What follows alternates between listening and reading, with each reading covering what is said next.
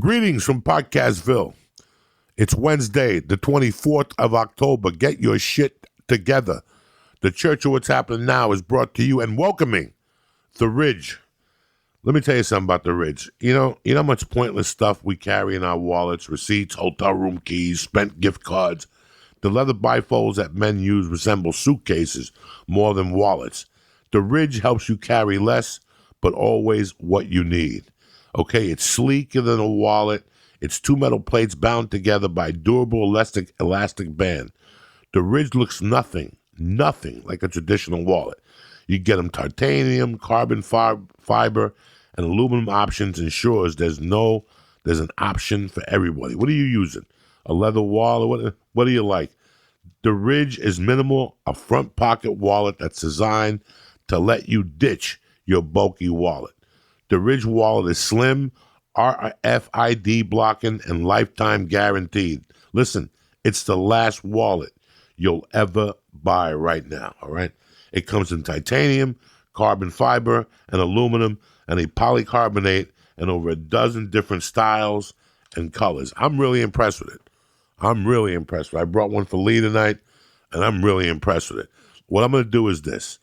I'm going to give you 10% off with free worldwide, listen to me, worldwide shipping by going to ridgewallet.com. You got to see this to believe it.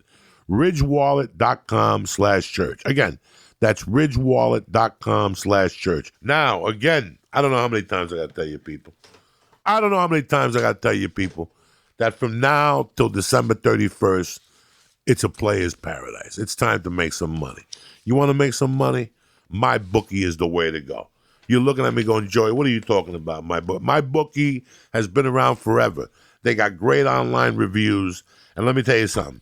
They pay when you win. And that's the most important thing. MyBookie is one of the best bets you'll be happy with all year. I recommend these guys because I trust them. Like I said, they've been in business for years, and they've been nothing but good to Uncle Joey. And their mobile site is easy peasy to use. Stop being on the sidelines. It's time for you to get in the game. What I'm going to do is this. Log into MyBookie right now, and I'm going to double your money. You're like, Joey, what are you talking about? You're not in a bank. Listen, I'm going to double your money. You put 100 in, you get 200. Use promo code CHURCH, CHURCH, and you'll get your first deposit matched 100%. That's promo code CHURCH, CHURCH. You play, you win, you get paid. Check that fucking mule, Lee. It's like a jungle sometimes. It makes me wonder how I keep from going under this because I got you motherfuckers. Welcome to the Church of What's Happening Now. We want to welcome Jeff Tomsic, director, producer, good all-around fucking dude. Ari should be on his way, but fuck him. He's got a Jewish guy who fucking running with a rickshaw. He won't be here for 2 hours. Welcome to the show, brother. We got the Christ killer here. What's going on, Jeff Tomsic? Man, I'm out here doing my dog and pony show around town, trying to get the next thing set up. You know how it is, man. You know, it's like when I told you, like right now, Bradley Cooper was on the phone with an agent until they arguing about his next movie. Yeah, there's always something, man. People always think that, he's got it made. You're always arguing. You're always somebody every week, somebody somewhere tries to pull a fucking Louis L'Amour on you, and you got to put him in check, and then you feel bad for 3 days. And it's a fucking horror show, people. So when you see fucking these people on shows, trust me, they got fucking, what do they call those? Uptown problems? Yeah, uptown problems. First world problems. Yeah. Like first world problems, yeah. What do you call First it? world. There's first world problems. White privilege. And then there's people that have uptown problems. Like, you're not going to believe this, but my condo on the penthouse flooded. If I ever get to that place, man, just knock me out. No, it's a different fucking level and stuff like that. How long have you been directing for? Well, I started, I don't know, getting paid to do it or just directing in general. Well, I think like the first time I had a camera was my grandfather's. He gave me when I was like 9 years old, and I forced my sister to do like weird remakes of Star Trek episodes in my basement when I was 9. And it's sort of crazy to me that I'm even doing this for a living now, but that was my hobby even as a kid. And then directing for like in a job, maybe 10, 11 years. No school, no nothing. I went, I grew up I was born in Chicago, but I grew up mostly in Iowa. My parents moved there when I was a kid. When you're in Iowa, there's, being a director is like, it's the farthest thing from reality. My father was like, man, maybe engineering. Yeah, that's a reasonable career. It's as creative as you can get. Yeah, it's exactly right. Like, yeah, there's things like cameras. There's machines anyway. But I I went to the University of Iowa, and I studied film, but I also studied computer science because that seemed like the sensible thing to do. And I even thought that I would go into graphics, do CG shit for movies. Maybe that would be possible. But I was making stuff and doing plays even then, and in high school before that. And then I came out to LA to go to AFI, which is this great graduate program for film. And I dropped out on the second day when I realized that I was going to go $120,000 into debt, and everyone else at school was showing up in a 7 Series BMW at 25. And I was like, I'm from a different world. I can't afford this. So I sort of flirted with doing a graduate program, but then left and went back to work and started doing commercials shortly after that. So seriously? And that was like, that was like 14 years ago. And what was your first job? Like you were an AD, obviously, or you? I worked. I did every job. Again, even after I moved to New York City after college in '99, and did everything I could possible. I worked as a grip. I worked as an electric. I worked as an editor. I shot film as a DP. Because it never felt real to me to say I'm a director. Like I feel like I need to earn it and learn whatever other person on the crew did to like have respect for the whole picture. And took acting classes and stuff like that before I felt like I was comfortable. Like, this is what I'm going to do. And my first job was right after that. I actually directed some commercials for Speed Stick deodorant in 2004. No shit. And that was the first real paid gig. Yeah. And they weren't even real TV commercials. They were like online commercials, which is a brand new thing then. This was like before real YouTube happened and all that. So it was sort of a half job. But do you remember when the big splurge was going to be the internet commercials? Yeah. Lee, let me tell you something. I went from going out for film auditions and TV auditions to just going out for fucking Lee, you name it. They were, again, we're talking about write-offs here before the show. Yeah. Lee, every day I was going out for a Heineken web series. Yep. Cadillac web series. Everything was a web series. But they didn't pay very well. Oh, you're fucking wrong. Really? So what happened was I kept going out for them. Yeah. This was the big, was it 2004? 2003? It had a couple 2005s, things. Yeah. They had right a couple around levels. then. Yeah. And they were pushing for a new medium to come along. Yep. A new medium to come along that paid. Commercials for online. Yep. And they called it something then. Online, a media, something. So you were going for these commercials, and it didn't say national or international or internet. It did say internet. Yeah, they called it new media. New media, something at that age. Yeah. And it was like 800 scale, and they couldn't work you over 4 hours. It was something fucking crazy, Lee. Like something that you're like, what? Yeah. And if you worked over 5 hours, they had to pay you double. And it was like, it was new, whatever. And I had gotten the callbacks. I started getting callbacks. Nothing. All these people around me are booking these fucking, you know who booked a couple of them? Renazizi, if I'm not wrong. Yeah. A couple of those fucking web series where they paid you, man. And I booked this movie called Pizza and Bullets. And it had Talia Shire. Oh, really? Big pussy from The Sopranos. and just a bunch of like these B guys or whatever. Yeah, It was a great script. Yeah. But it was $100 a day. And it was $100 a day. That's crazy. This was the beginning of it. This was when the $100 a day movie really came. Because when I got here, it was all scale. Yep. Which, again, I'm not complaining. I'm just informing you how it happened. Yeah. Everything was $6.59 plus 10. Yep. Or whatever it is. Right. And then a buddy of mine that was in the movie Seven, he got a movie and he put me in it. It was $4.59 a day. And then when I did the Rodney Dangerfield movie, it was $4.59 a day. Then I did some other film and it was $2.50 a day. I just kept And going that's down. called low budget. Yeah. And then ultra low budget SAG is $100 a day. Yeah. So I got the offer to do this Pizza and Bullets. but they were still in the process of writing the script. Oh, So boy. in that process, bam, I get an audition for Mountain Dew for a web series playing a bear. Again, I'm on cocaine. I got to do what I got to do. You know what I'm saying? I hope that's out there somewhere. I want to see that for sure. It's $800 for 4 hours work. Yeah. And it was just crazy, Lee. That is because I've heard I was on the post side, and I had friends who would do online stuff, and they would always complain that they were working on huge things, but would get almost nothing. No, we were getting, this is the very beginning when they started getting popular, because I remember I went all the way to the end with the Cadillac people, and there was a James Bond remake type deal. And it was 16 episodes. Oh, yeah. I remember this. 3-minute segments. Yeah. Yeah. It was crazy. People were going crazy. But nobody was showing them. Yeah. You couldn't find them. No, but you couldn't find fucking one of them. Everybody was, you were going to auditions for them. So now in the process of Pizza and Bullets, they're like, every Monday they would call and go, listen, we don't know what the schedule is. We're going to call you next week. We're going to call you next week. So this went on for 2 weeks.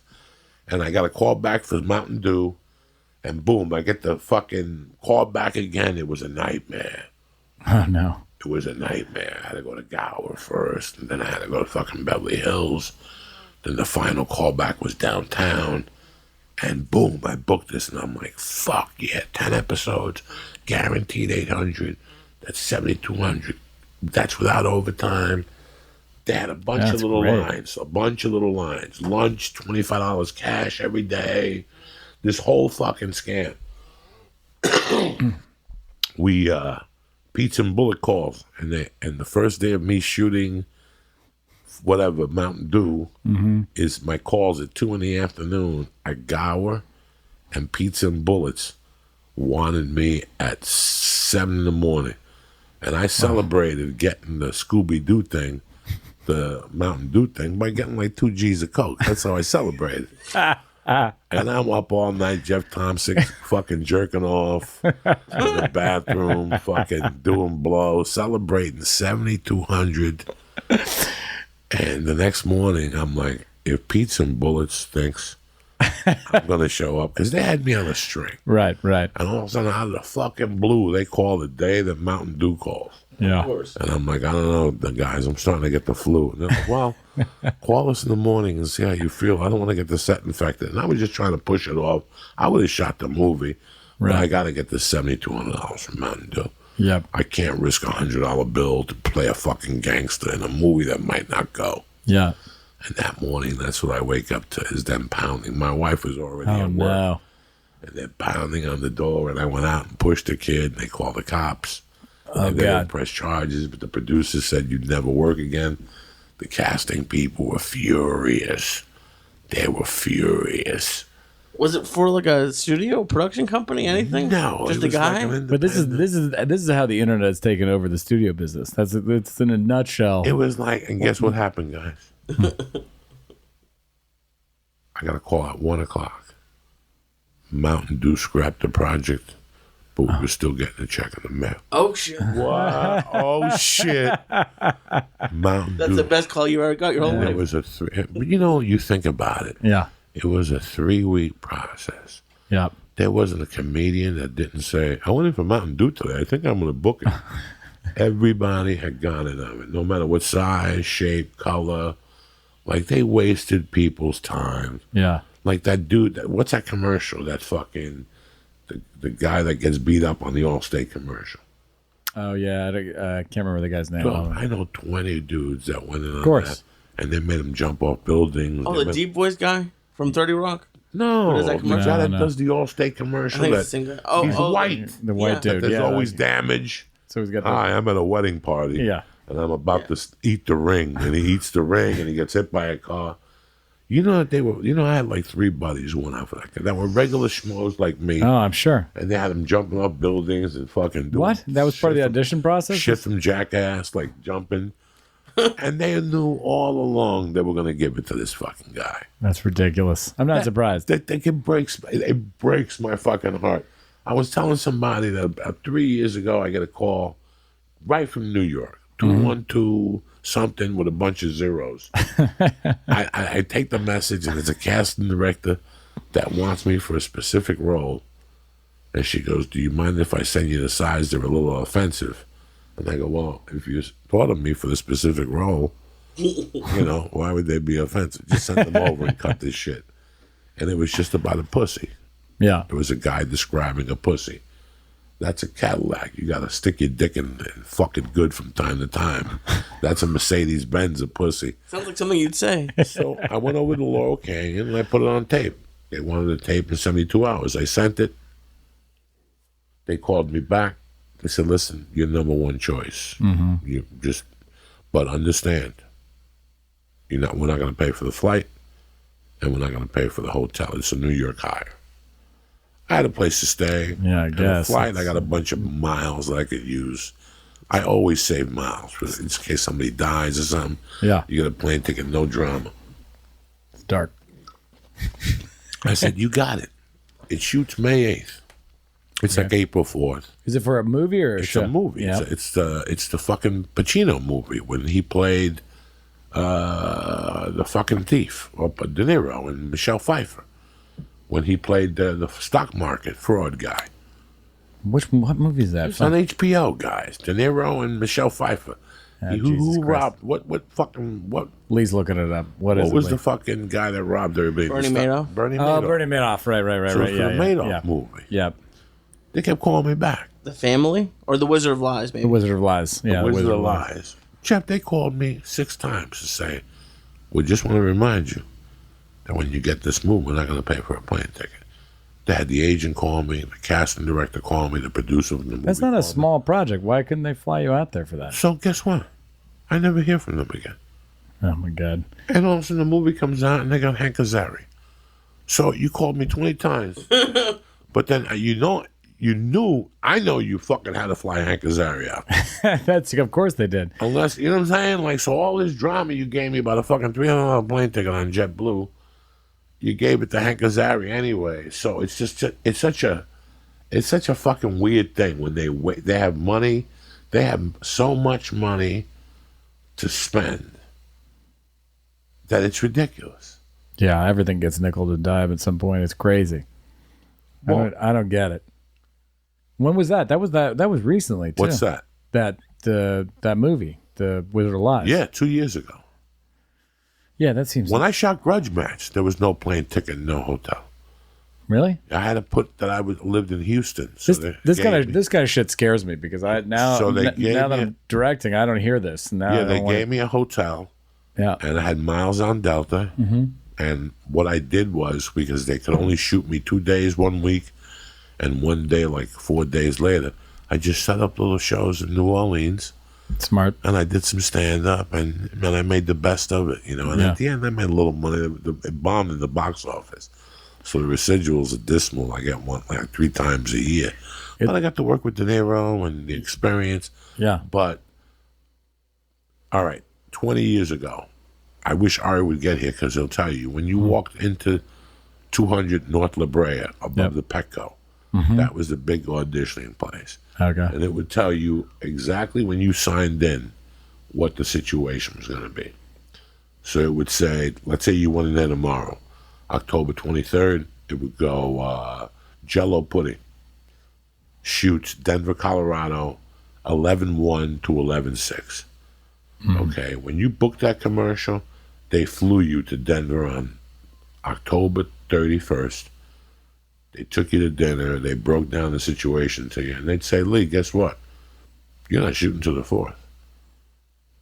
And you're like, so why am I here? And they're like, well, because we're going to put you in a hotel room and we're going to give you $175 a day per diem.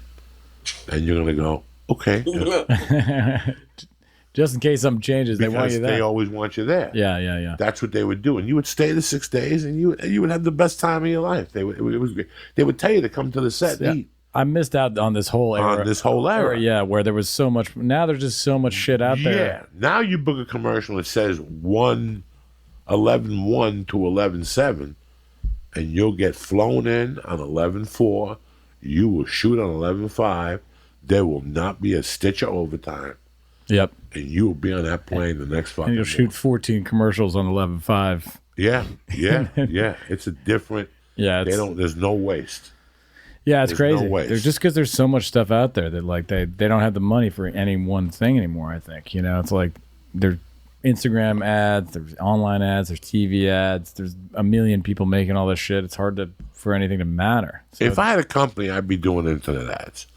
The yeah, company to do right now, which I would love to do with a guy like you, is R-rated commercials for the internet. oh, that'd be great. Kick the level up, Yeah, or just a little bit, yeah, and do R-rated commercials. We find out what the YouTube, it's a great idea. whatever is, and just kick the level up a little bit. Yeah, Just a little bit. No nudity, no nothing stupid. Just a little bit. Just something to push the envelope, to sell your product, for it to be a little different. no naked ass. Does that count as nudity? Whatever we could That's on push. cable now. Well, I mean, That's I on watch network. cable now, and I hear fuck. Yeah. Oh, When I yeah. watch the Mayans, I hear some shit on there. That shit is on network now. I think didn't they show someone's ass on network television already? Isn't that happened years ago?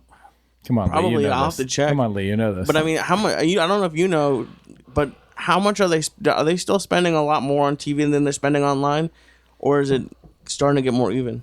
I mean, they're spending so much. The weird thing is, like, when I made Tag, when I made the movie, is they didn't spend a dime on print advertising. It all went to online, and that's only recently happened. It makes sense, but they're not doing any ads in magazines and the papers.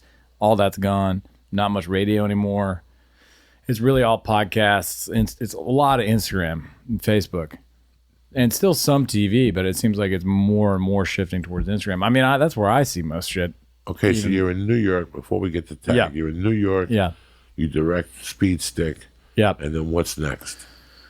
Well, like you're saying, it was like a weird time, right? Like suddenly, and I moved out there and got out of college when the first like internet 1.0 started and then failed pretty quickly, and like after September 11th. And I was there was almost a YouTube thing going on there, but then it completely went away and sort of came back in 04, 05. And for everyone I knew, like at UCB New York, like Kroll and Matt Pally and Mulaney and Aziz and Hubel, all those guys that were improvisers, they were all getting money to make these web series. And, it was like 10 grand for 5 episodes or 15 grand for 10. But I mean, we were all broke as shit. So that was like the greatest thing in the world to go make a comedy web series for 15 grand. Then you could stretch it out, and shoot for 6-7 days because no one expected to get paid. So I was doing that as much as I could. And I made a short on my own and then got into AFI, came out here, dropped out, like I said, did ads for a while. And it took years. I worked at MTV and marketing and then in promos. So I made more sort of branded advertising, through like 07, 08. It's actually how I started smoking. So I was making an anti-smoking campaign for the Truth. and I was and the only place you could go to have like private conversations was the smoking area because it was hidden from the client. So like all the crew and the producer would go there and smoke. So we're shooting overnights in Queens. It's fucking miserable, like a grocery store. And one night I'm just like, buddy, give me one of those Parliaments. Because I was so fucking tired. It was like 4 a.m. or something like that in Queens. And the next night I was like, give me another one of those. It'll wake me up a little bit. And then I bought a pack. It all happened on the thetruth.com. Yeah. That's ridiculous. That's crazy how you pick up smoking. I never Yeah. I couldn't get in your car if I smoked. I moved to LA. Yeah. No, it was before I moved to LA. I watched Stanhope one night how he would be a certain mood, and once he started smoking, he would be a certain mood. And one night, and then I saw Josh Wolf would always buy a pack of cigarettes on the way out and throw them away. Yeah. Give them to somebody. He'd smoke 8 cigarettes. I did. Yeah. And I was like, that's not a bad idea. And one night after all those years, I smoked when I was about 6. Yeah. In my bathroom, I got like a Now cigarette, and I lit it, and I fucking got dizzy. Oh, that happened to me when I was taking like, this shit. oh god, when I was like 13, I was always a good kid, but me and my friends decided we'd steal a pack of cigarettes. Went out on this out in this park or this golf course, and I smoked 3 cigarettes and just puked all over myself. And for the rest of time, I was an anti-smoker until 20 years later in this grocery store in Queens at 4 a.m. where I started to pick up Parliaments to stay awake. It's miserable. I was like the anti-smoker that was putting like firecracker powder in my dad's cigarettes so that it explode. I was an asshole. Me too. I was anti. I was anti. Yeah. I fucking couldn't take it. Yeah. I could not take it in a room anymore. Mm-hmm. I had grown up in bars. Yeah. Where you go home and you wake up hungover the next morning, and even if you're not smoking, no, you remember that? I got smell your clothes. Oh, it's the worst. And they would smell fucking horrific. And if there's anything, I hate odors. I hate smells. I hate smelly necks. I just hate smelly things. Yeah, look at these noses we got, Joey. The smells hit me hard. Shit. I hate hippies that don't bathe. All that shit, I'm fucking against. I'm the same way. I love candles around my room. It's gotta be a nice. My fucking office smells like that.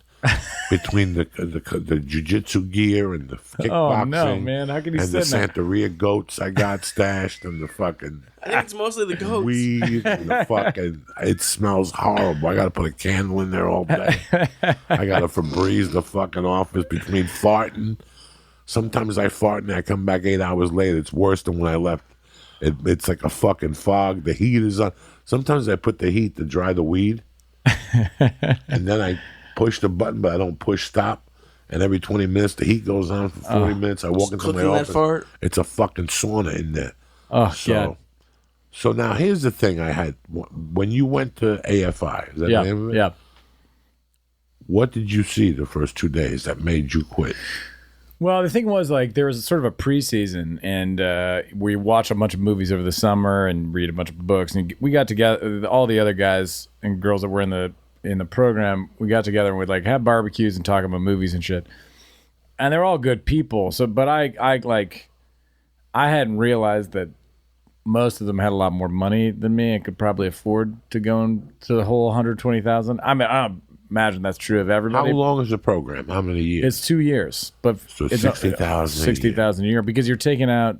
You're not supposed to have a job while you're doing it. So you're basically taking out your living expenses as well in loans.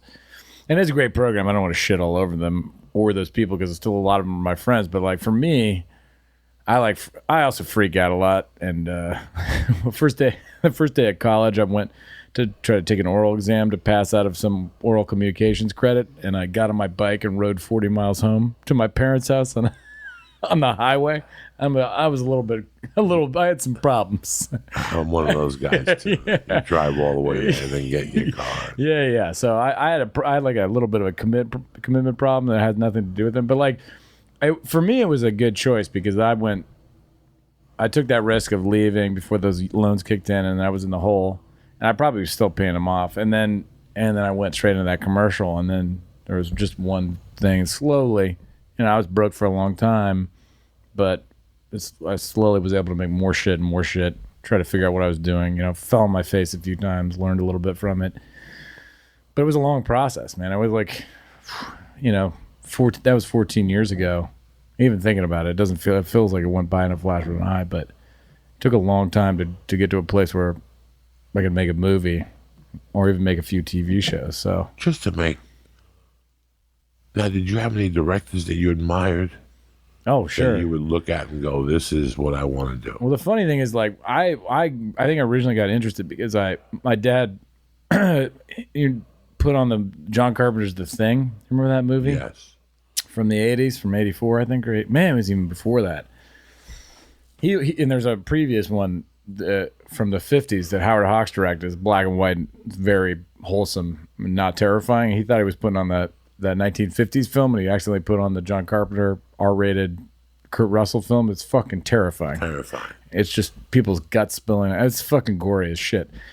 Still my favorite movie to this day, but it gave me nightmares for 3 weeks. I was just shitting myself, screaming, having night terrors, sleeping with my parents as a kid. But I came out of that hellstorm, and I was like, I want to learn how to do that to other people.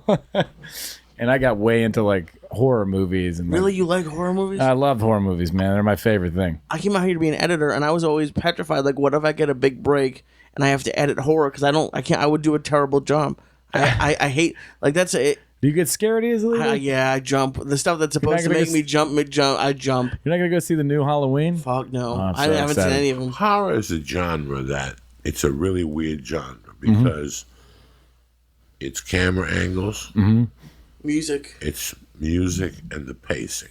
Yeah. If a director can't do that with horror, like I told these guys this last week on AMC, The Exorcist has been on. And it's been on every day. Yeah. And I've been catching 20, 30 minutes of it. And if I have to say my all-time favorite directed movie of all time is The Exorcist. Whoever did The Exorcist, William Friedkin. the DP shots, also the DP did 2 or 3 shots that were brilliant. But that's beautiful. You know, we have so many things that are missing. Like, there's people complaining all the time. And I appreciate people complaining, especially people my age or a little older, maybe a little younger, that complain about the films from the 70s and the 60s and the 80s and what's getting made today. And I think it starts, you know, yes, it starts with the script and it starts with the bullshit from the studio and how they try to pair people up. But it also starts with the director.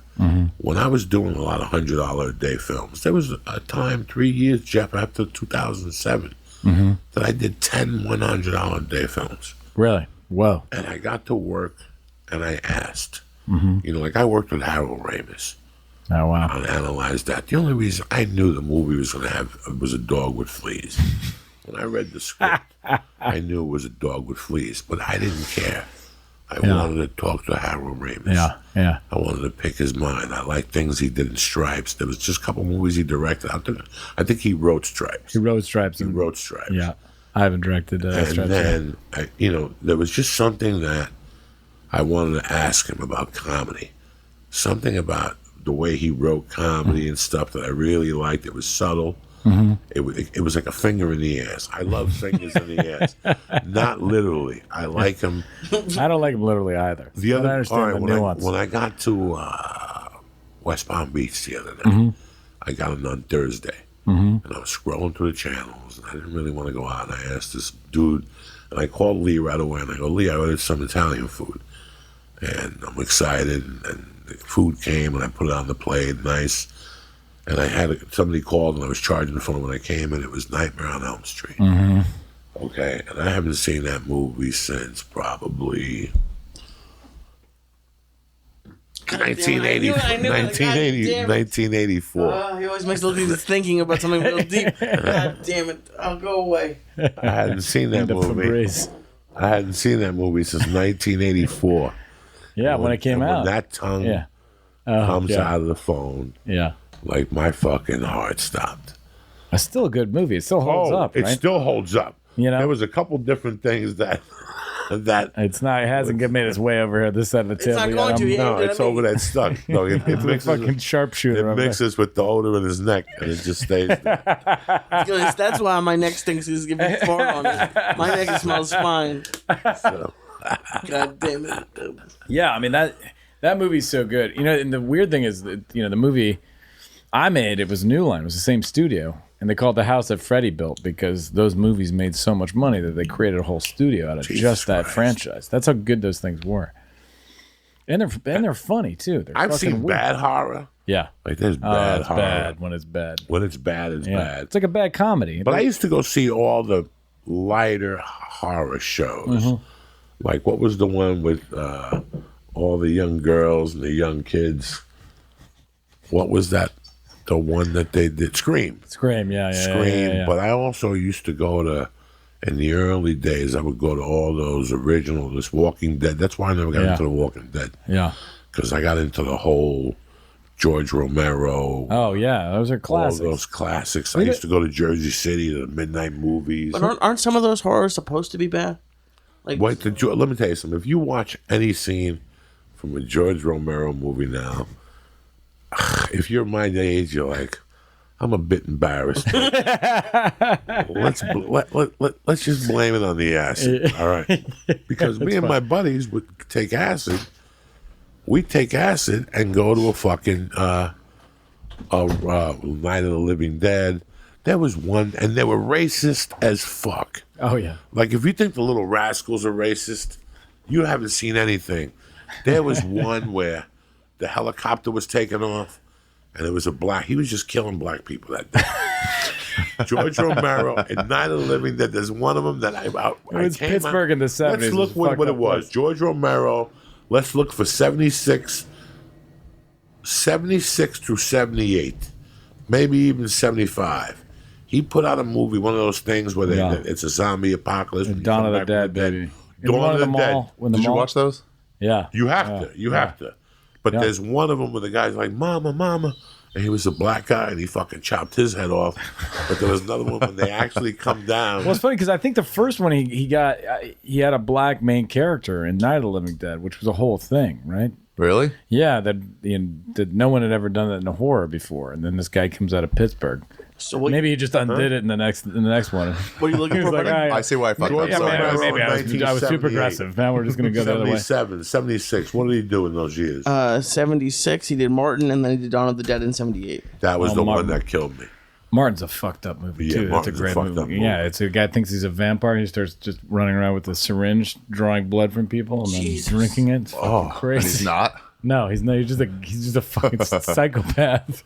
It's a great fucking movie. But Dawn of the Dead is where we were tripping hard on something. We were doing angel dust. Like, You were to the movies? we used to go to the fucking lunchtime. Somebody's film. telling me that Angel Dust is coming back around. That people are doing PCP now. Probably for $3 you do anything. PCP. That's crazy. They would call it something else. They used to call it THC crystal.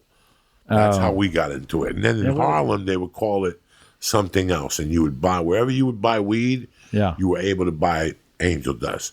So the guy would go, I got 10s and I got trays. Tray is a $3 bag, and it was basically a pinner. If you rolled it, it wouldn't burn. So you had to put it in the weed, roll it, and smoke it. Woo! Woo! What's a pinner? 12 hours. Pinner's real thin, tiny joints. 12 hours. 9 hours of constant. Damn. You don't know where you are. Constant. What's the skinny guy from Friday? Chris Tucker. Is that the thing that made him get in the chicken coop? Yeah, he smoked PCP or something like He that. just smoked weed, yeah. And we went to see Dawn of the Dead. And I think the opening scene, a helicopter lands. Yeah. And it's trying to save people who are getting attacked by dead people. Oh my And the god. black guy gets on top of a box to grab the helicopter, and the fucking chopper just cuts off his fucking head. Right, and that's how it opens up, and you're like, and then the Marines coming in, they're shooting black people. That's all I remember them going. Why are they shooting all these fucking black I think maybe the PCP was What came out of making the a door? racial statement in your brain. What came out of after Dawn of the Dead? He did a couple. Night Riders, Creep Show, Day of the Dead, Creep Yeah, show. they- That was the Dead. third in that trilogy. Yeah. Monkey Shines. Oh, Monkey Shines. Yeah. I don't had a remember kid much growing up that today he doesn't own it anymore. He quit sci-fi. Yeah. He said he called into the podcast. We were in a band together in the 6th grade. Uh-huh. And he went on to work for sci-fi. He was a VP of development, Really? worked for them. He told us the story.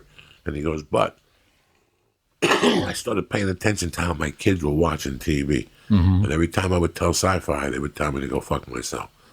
Until one day I cashed in my pension, I told them to go fuck themselves. And he's a horror show freak. So he bought horror movies from all over the really? world, put them on YouTube, $7 a month. He got, the last I heard, he had a lot of subscribers. He was making a lot of money. Not a bad And idea. he sold it, Yeah.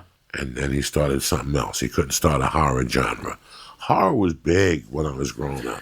Well, the funny thing to me is, like, I thought I wanted to do it forever, and then I got a Horror? Yeah, and I thought, and there's a weird similarity between horror movies and comedy to me. I mean, they're both like such visceral things and so subjective, but like they function sort of in the same way. You just exchange like, jokes for scares in those movies. Well, You're it's getting- surprise, right? Yeah. It's that like that laugh and that scare are sort of like activating the same part of your brain. It's like this like release. It's why I think the best horror movies are sort of have big laughs in them too. 'Cause They you're do. like- They are really comedy and campy, Yeah. all these horror movies. Yeah.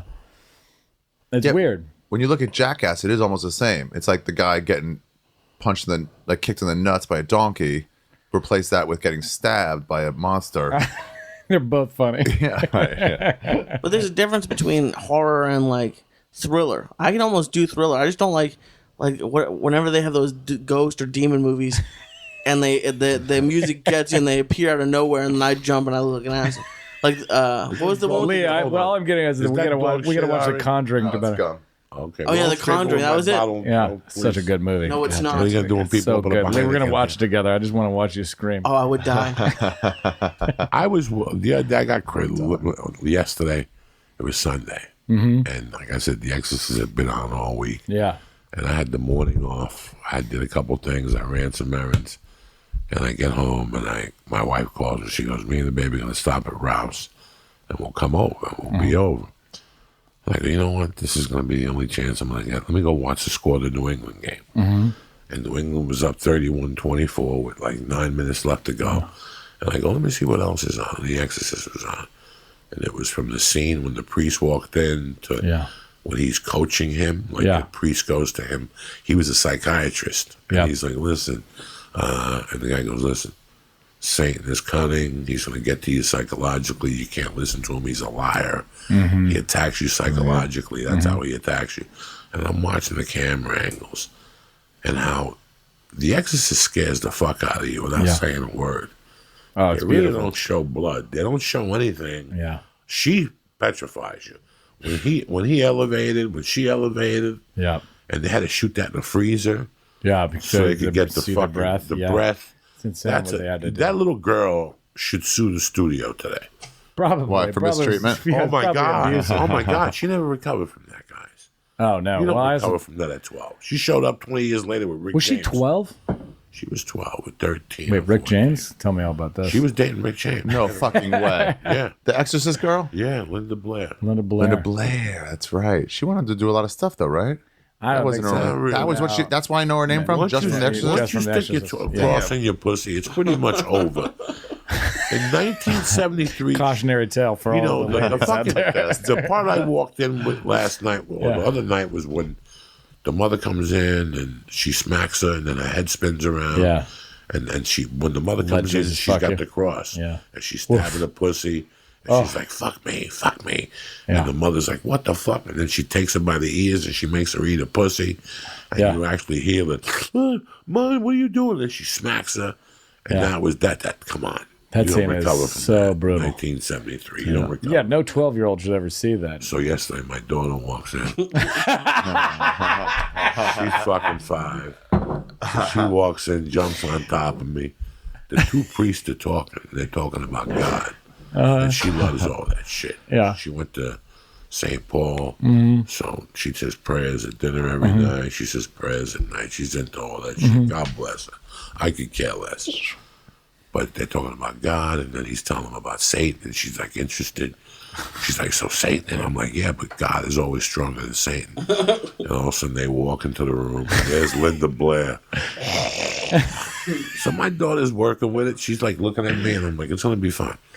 And we're looking at it. She's going to end up being a director now. This is exactly what my dad did to me. She starts yelling or something in different tongues. Yeah. And then she starts going, when she went like this, she was, and her tongue was really long. Yeah. Like it was like an 8-inch tongue. That was it. Mercy was like, And she You ran just out kept of there. playing this? Oh, yeah. Fuck yeah. You got to see this shit. My wife came in and she goes, you really got to knock it off with that shit. I go, you got to see the world. That movie is X-rated, isn't it? No. X-rated? I thought it was X-rated. No. From Fright. That's Wait, R-rated. look it up. That's an Wait, look R-rated. And she up. did the sequel too. She did The Exorcist too. And then Linda Blair? Yeah. I think they didn't they create the X rating for that movie or something like that? It's rated R on IMDb. Let me check. Let me Google. See what happens when it was originally released. That's what we're thinking about. Yeah. It was like Scarface. 'Cause it was Scarface so came terrifying. Out to an X rating, Yeah. and then he called in 100 witnesses. And, Yeah, and they exactly. cut out a bunch of parts, and they wouldn't show the blade going into his arm. Right. That's what they were concerned about. So the movie association made them go like this, and then show the blood hit Right. With the chainsaw? with the chainsaw, because they actually had the chainsaw going to the really? arm. I wonder how he did that. I'd love to see that. So they cut Holy that shit. out. So the guy who directed it did French Connection Yeah. and then this. Yeah, he's a savage. And then they Freaking- were saying it barely escaped the X rating, but in cities like Boston and Washington, D.C., children under 17 were not admitted. It was treated like an X rating. Damn, Yeah, I went to see that motherfucker at the age of 10 at the Union City Cinema, and they didn't say boo to me. Boo. As long as you had $2, you got in, Fucked up kid. neighborhood. fucked up. We went to see everything at that. So that came out in '70. I also saw The Godfather there. Yeah. At the Union City Cinema. When they showed the titties, I fucking went bananas. My face got all red. I got hot in the movie theater. I got into the Do you remember those movies that you'd watch with your mom and then there would be nudity? And it was the worst thing. I saw a Fish Called Wanda with my dad, and when they start having sex, it was funny. He's like this, smelling. I'm just like, I don't feel comfortable. I remember accidentally like watching a movie that didn't seem like it was going to have nudity in it, and then it would come on. My mother would be sitting next to me, and I'm like, this is going to be emotionally scarring for decades. This is not going to go away. I'm never getting over this moment. There were these movies that came out for a few years, and they were called something. They were called a genre. But the main two where it was Kentucky Fried Movie. Yeah, Screwball. Kentucky Fried Movie. Is that what they call I think so, yeah. Right? Screwball and Groove Tube. Amazon Women on the Moon. Groove Tube. The Groove Tube. Groove Tube. That was And Chevy Chase. Chevy Chase's first John movie Candy, was Groove Tube. Groove Tube. And they showed titties. Groove Tube is the one I talked my mom into getting HBO for. Yeah, Amazon Women was just like that with Arsenio Hall when he gets killed by everything in his apartment. Just keeps going. And falls out the window, and then they great. extended that for as soon as he falls out, that extends to a new scene. Yeah, yeah. But that's is that one of Kentucky Fried Movie where they're just being how do you want to die? It's like being chased by 10,000 like nude women or topless women. And you just see some guy coming over the hill, and then behind him, all these boobs bouncing up and down. Yeah, that's Kentucky Fried Movie. That was the greatest. As a some kid. Some girl goes to one. Some guy goes, "Show me your nuts," and he just starts going. I wonder that's on YouTube. That's one of the goofy. The scene that still The Zucker, Which one? the scene that still fucks with me from Kentucky Fried Movie. We were on something. And when they're in court, and the guy's like an invict, and the judge asks him like, "What do you want to do?" And he takes a dildo out and he puts it on his head. And he's like, I am from another planet. I am from the planet dildo, whatever. And it was the dumbest thing. I just lost it at the movie theater. In Groove Tube, it was Chevy Chase playing the drums in some guy's head singing, I'm looking over a four-leaf cloth. At the end, he just smacks the guy and the guy falls over. It was like Saturday Night Live before Saturday Night Live. Yeah. Only in scenes. I think Groove Tube even was before Saturday Night Live. Yes. Or it was like his first summer off. Because when he did SNL, he was already sort of a star. Yeah, he was talking about the end of the first year, and everyone started hating him. I think maybe it was either after his first year or right before. I don't know. We could look this up on the internet. My favorite scene from that was the Daredevil. From Groove Tube? No. Kentucky Fried Movie or Amazon or Amazon Women. I don't know which one it was. The Kentucky Fried Movie, the Daredevil was a white dude. He puts on a helmet. Oh my zips God. up his fucking overalls, and he goes, the Daredevil seeks out danger, whatever. And he just starts walking. He's in the hood, and there's this dice game. And he just stands right in the middle, and they all look up like, what the fuck is this guy doing? And he just goes, I'm just going to do it real quick. Don't, All right, I won't. But he just yells the N-word. He's like, and they're all like, what? And then he starts running, and they all start Danger running Seekers. That was fucking hilarious. Wait, is this a horror movie? This No, is it's a comedy. It's It's a like- comedy. Oh my god! And they had This is a different thing. It was like, it was like anthology movies where it was just sketches. And there were those three movies that all came out right after another. And then the Kentucky Fried Movie, which I think is consistently the funniest by far. It was the Zucker brothers who made Airplane next. Oh. So it was those guys that did. Was Amazon Women not by not Kentucky Fried Movie people? No, that's John Landis, who then directed. The same people. No, he directed American Werewolf in London, and what else did Landis? Twilight's in the movie. That was a good one. Animal House. Yeah, he directed Animal House. Yes, he did. Yeah. Ramis wrote it, and I'm pretty sure Landis directed it. See if I'm an asshole, Lee. I did a commercial audition for John Landis once, and it was like, oh, you're a comedian? He looked at my resume. I was like, yeah. He's like, oh, where do you perform? I was at the Comedy Store. I was like, you should come in one night. And he goes, I'd probably get mobbed. And in my head, I'm like, fucking relax, commercial director. He's going to fucking mob you. He also fucking directed Thriller, the music video for Thriller. Oh, wow. That Then he fucking got in guy. trouble. He did the Twilight Zone. Yeah, he got Somebody killed fell somebody. off face. But guess what? They were shooting a helicopter shot. I think he kept saying "go lower," got lower, and they crashed or something terrible happened. And he was the kiss of death. Yeah, Ramis wrote it with Douglas Kenny and someone else, and then John Landis. From Lampoon. I met Landis. And Landis directed it. Did you right? really? I met Landis and had a pretty nice conversation with him. And guess on what? Spider-Man 2. Really? He's one of the surgeons. Oh, that's when right. Doc Ock goes crazy. That's right. So we shot 2 He's one of my scenes. biggest heroes, except for I John love him. Landis. I love yeah, John Landis. is Yeah. my favorite because he He- did cool comedies and yeah. then he did cool drama stuff Right. until he killed people with helicopters. He was the fucking perfect guy. But you know, he was very. He came on the scene. He came on the set. We were doing the train set. This is a great story. So I'm Yeah. with. There was an A unit and a Yeah. B unit. The B unit was the director from Seabiscuit. Yeah, This was before Seabiscuit. So this Gary was, Ross. So this was like I think so. he was the B director on Spider-Man 2. But what happened was, you know, it's like Raimi going, listen, you could direct this. Yeah, Let me do this, and I'll throw you the next one. And they gave him Seabiscuit. yeah. So, really. but he was doing B.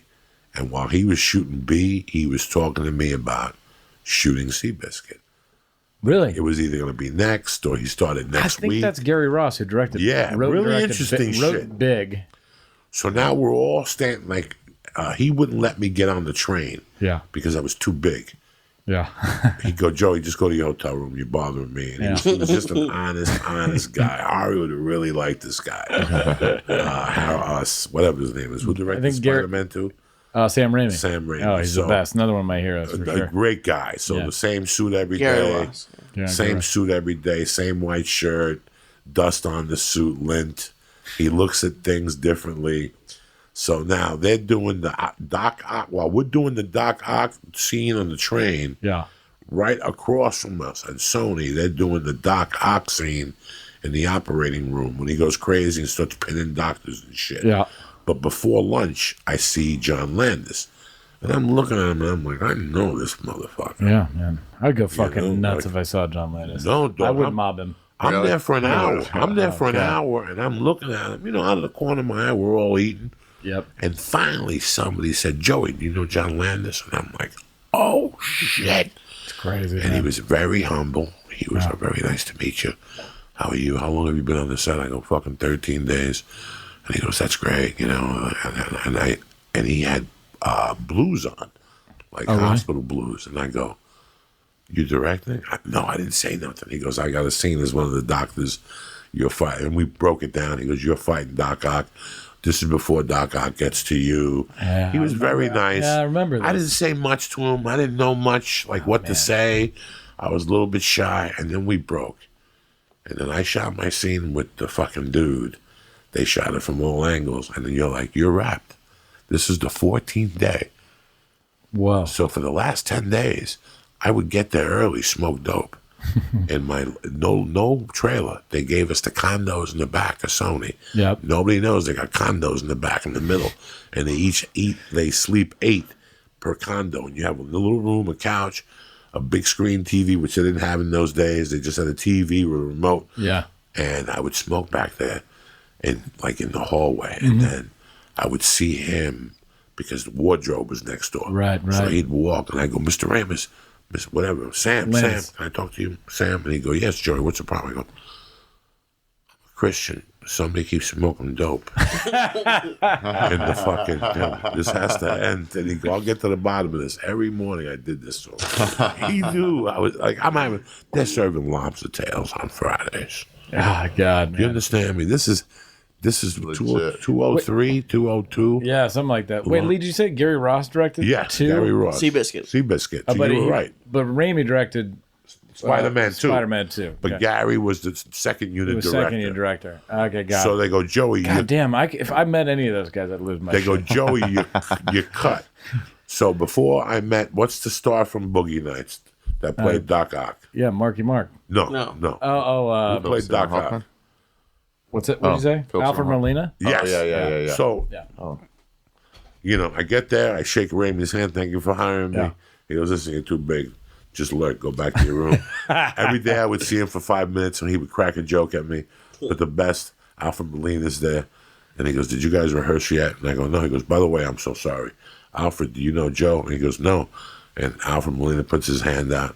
And he goes, it's very nice to meet you. And I go, very nice to meet you. And Sam Raimi looks at Molina and he goes, I had to hire him. What do you want from me? He did good on the audition. And all of a sudden, Alfred's like, what are you talking about? I go, I'm just kidding the both of you. That's the type of guy he was. Oh, he's amazing. So it's the last day we wrap. Yeah. I'm wrapped. Yeah. So Sam goes over to see what's at the thing. I go to my locker room. I get the rest of my shit. And as I'm walking out, I got to thank the guy. Yep. I got to thank the guy. So I walk in. I go, Mr. Ramey, thank you for hiring me. You've been a piston. He goes, come here, give me a hug. And I gave him a hug. And I go, up to now, you're the best director I've worked with. And he goes, cut. He goes, cut. He goes, tell him what you just told me. And Landis came over and shook my hand. That was it. Oh, man. That's and then great. last year I went to a pitch meeting, and I'm sitting there, and somebody takes me, and they go, look who it is. It's Sam Raimi. Didn't say a word. I kept my cool. And they came to get him. And as he was getting up, you know how they come and get you. Hi, I'm Susan. Hi, Ari. And who are you? You're Nick. Oh, and who are you? While they were doing that, the lady came to get me, and we all had to walk up the stairs together. So he looked at me, and he goes, how have you been? And I go, I didn't think I was going to remember. You were going to remember me. He goes, please. We still talk about, because all his friends are in those movies. Yeah. He puts that whole Detroit crew in that. Yep. And there's one guy that still comes to the Comedy Store once a year, and he gives me a hug and shit. Since Evil Dead, they've been doing. Not the guy the popular guy. He's got about 15 guys. Yep. He's got more guys than Adam Sandler. Yep. That he puts in his movies. Oh yeah, it's that whole crew from Michigan State. Yeah, the whole fucking crew. So they're pretty impressive, man. Yeah, that's amazing. Guy still calls me once a year, hammered. Then he shows up to the store 3 days later, fucking hammered. Oh, that's fucking amazing. They have like the guy who created the Evil Dead, the guy who wrote Big, the guy who created the American Werewolf in London and directed Animal House, all in one set. It's pretty fucking insane. What do you do when you run up against those people? Like, what do you do? Dude, I just try not to shit my pants. But the thing is, everyone is sort of just a normal human being. I try to remember not to be jaded about it. Now, like every time I drive onto a lot where I'm working, my office is on Paramount and there was on Warner Brothers. I drive to work and be like, oh fuck, I don't even want to go to work today. Like it's a fucking accounting job, and then I've got an office on a lot, and that's what I wanted to do since I was a kid in Iowa. It's pretty fucking great. It is cool too when you go there, even for an audition or something. It's not on the level of like working there, but you go there and you're like, oh, fucking traffic, sit here, and then you see an open air tour bus go by. Yeah, exactly. It's like, oh, these people are paying to just look at where I'm going, and it's like that is so weird every time. Because there's trams going by all day. Roger Rabbit. I was like, ooh, taking pictures. And just like, I would sometimes walk along with them because I didn't know any of the trivia shit that they were talking about. I was like, oh, those are the windows from Psycho. I didn't know that's what that was. Do you remember the first credit you saw? Like I don't know if it was a TV or movie for you, but that was pretty exciting. Yeah, it's still fucking crazy to me, honestly. Like we just even when I was seeing the rough cuts of the Netflix series, it's fucking when it says directed by Jeff Tomsic, I'm still pretty psyched about it. Yeah, and everyone all my friends who grew up in a shithole town in Iowa are just sending me screenshots of my directing credit on everything. Yeah, it's tough not to get jaded, but it's cool when you step back and like do put yourself in that position of like a newbie where you're like, oh, actually that is pretty cool. Yeah, it's cool coming from nowhere near here, from Iowa, Maryland, from fucking God knows where, because you don't know where your birth certificate is really from. New York. Now, there's a question I have for you. And where's the rap from? When you were in New York, you did a couple of little like web series. Yep. With comedians. Yep. And then you came out here. The first thing that you did comedy wise was This Is Not Happening. No, I did those web series with like TJ and people. Yeah, I was first these guys Pete and Brian were a comedy duo in New York at UCB. Brian Saka is on the show Wreck now, and Pete left the business and now a therapist. Which has got to be real trouble for his patients because he's so funny. He could just utterly destroy these people. But they dragged me in and they introduced me to like Kroll and Pally, those guys, and TJ Miller, and that's how I did like a pilot for MTV with TJ and Kroll and those two dudes. And I don't know what the hell. Do you remember what when we met for This Is Not Happening?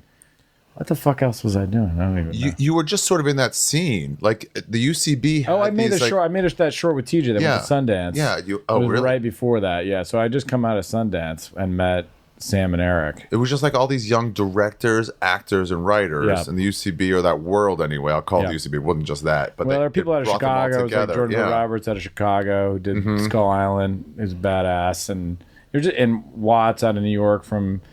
God, I can't remember. Diana, I can't remember his group, but there were a lot of people kind of my age that were doing shit. Now, right around before you shot, this is not happening. Yeah, Which is stand up, but not really. yeah. It's a form of stand up. Did you watch? What did you watch to prepare you to shoot that? Yeah, beyond the openings, what did you watch in terms of shooting stand up itself? Well, I had seen, I'd been to clubs and been watching people live a bunch, and then seeing like what Comedy Central was putting out as hours, and the whole reason I pitched on this not happening, or what I did was like that it didn't look like anything that represented actually seeing a comedy show. You'd like go watch Hannibal or whoever, except for Mashup, which Jordan and TJ did, was fucking amazing. It was a whole different thing. It was a whole different thing, but like most of those specials look like a Michael Bolton concert from 1992. They were so glossy. They were all blue and Blue. yeah, Blue. Why blue? They look like an like something, like a live show for some Kenny G concert, but then it was supposed to be comedy. And I was like, why don't we try to make this look like a club show? And because I never really seen that, and that's thanks. Give me one, too. So I never seen anything Please. that looked like that. I don't know, Ari. Was there anything that looked like this not happening out? I don't. No. Because what was the John Oliver show? It was all. Shit! Sorry. That one works better. What was John Oliver's show? Fuck, I remember it, but I don't remember doing it. I remember I couldn't get on it. Do me a favor, give me that black. Not his HBO one, right? What? No, the Comedy Black Central Bag. one, the showcase show that he did was really great. They Oh. shot at Webster Hall, I think, right? In New York? Where you shot Jay's special. Yeah. Yeah, but I can't remember. Fuck, how can I? My John memory's Oliver. going, man. I'm so old. Yeah, what was it, John? It was the showcase show on Comedy Central for about 2 or 3 years. Yeah. Really? It was called like the Comedians or the New York Stand-Up. stand-up show. No. No? It was something. John Oliver. Did we just call it John Oliver? No way. Comedy Central Presents or something new. It was something very general, and I can't remember. But that was the best looking show. And Mashup was like the best looking show it was still one of the best looking comedy shows ever. But I wanted to do something that looked like a club show, looked like looked like an old Lenny Bruce show in a strip club. It was like smoky and gritty. I was already experimenting with that a little bit. You guys, because you With guys like my did, special.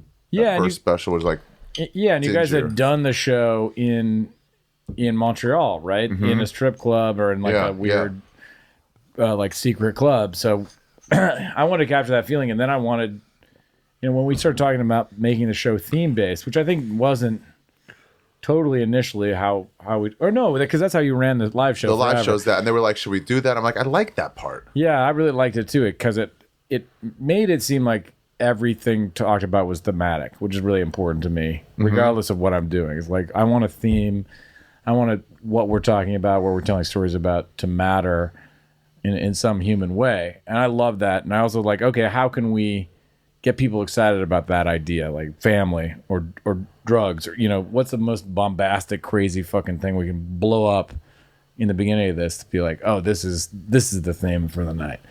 So I just wanted to do something as insane as possible, with Ari eating a cheeseburger with his uncle exploding behind him in a 10-foot fireball. But way before that, we did just the moving around the cheetahs, which was a really cool shot. That was one crazy night, yeah. And I remember that we had a lot of the comics there, but who's Doug Benson could only be there for like 15 minutes. Do you remember this? No. So I had to come up with something where I could keep Benson and everyone there and shoot the damn hole open in like 15 minutes. Out of necessity. So you came up with that. So we came up with that idea, and I had a Steadicam operator. I called him up. He did it for cheap. Who? Fuck, you're gonna keep. Does it fucking matter? Tell the story. Okay. He's a Sounds great right. guy. He's a great guy. Now I'm gonna forget his name because I'm an idiot. But I remember his Instagram, which is more fucked up. Steady Mob, but I can't remember his name. That is what's ruined America. Anyway, so we did this thing where we just had everyone freeze and hold still, and then we moved the camera really quickly around everybody in slow mo. And then when we played it back, it looked like this very smooth, slow shot just weaving around frozen people. And then I Each doing the craziest do this thing. crazy shit, like Patton was like puking on somebody. Pick on Safer. On Safer, no, because Kinane was like pouring beers on Safer. Abrams, Goat Knuckle. Abrams is punching somebody one of the Walsh brothers in the face. Segura's shooting a panda, or no, somebody else is shooting the panda, and or the elephant. It was fucking crazy. Anyway, we set it all up and shot it, and then Ari starts in the beginning, and then he ran around out of sight of the lens. Yeah, it goes took around off that. all of his clothes, stripped naked, and handcuffed himself to the stripper pole in front of all these extras that are just holding still and had no idea that he was going to have his dick My right in front of their dick faces. 2 feet away from their head. So they just had to try not to laugh, and inches away from Ari's giant sagging ball sack, they're just like acting like they're cheering in frozen in space. Comedy Central cut that part out. We had to blur it out, but it's very clear what's happening. Blue, that's my logo now. It's my Those production fucking logo. beginnings to This Is Not Happening Oh, were they're so fun. sensational. They were Sensational. they were unheard of. I How couldn't cool they figure were. out what the fuck you guys were doing. And once I'd watch them, I'd go, Jesus, this is But it's still like the most pure that I've ever been in my, because I basically just sit around and be like, what is my 12-year-old fantasy? Like Comedy Central had to wake up the fourth year and go, what the fuck is going on? This is like nothing we have on this. This cannot exist. Look at the openings to this. He's getting chased by road warriors. Well, the weird thing is, I don't think they even know what we're doing. Cause We were on our own. Yeah, No, we did it on the internet at first, so we sort of snuck under the radar, and then it was a thing, which was great because it would cost fucking $0. I mean, that first season, I think we shot the whole season for like 25 grand or something like that. The YouTube season? The whole first YouTube season was, was like nuts. 25 Just grand. I never got a residual from YouTube. I'm just saying. No, we weren't going to use it to Yes, we residuals. were. We signed something. Oh, really? Yeah, Well, we got to do didn't an get a fucking audit. dime. We got to do an audit. I'm gonna tell you something to your face, so just so you know, the reason why I really wanted you to come in, I fucking hate looking at myself. Okay, So do I. I just don't like it. I just don't like it, especially when you go on the road. Oh, I know that and you feeling. walk past the mirror in the hotel room and you look completely different than your home mirror. Oh, yeah. because your home mirror favors you.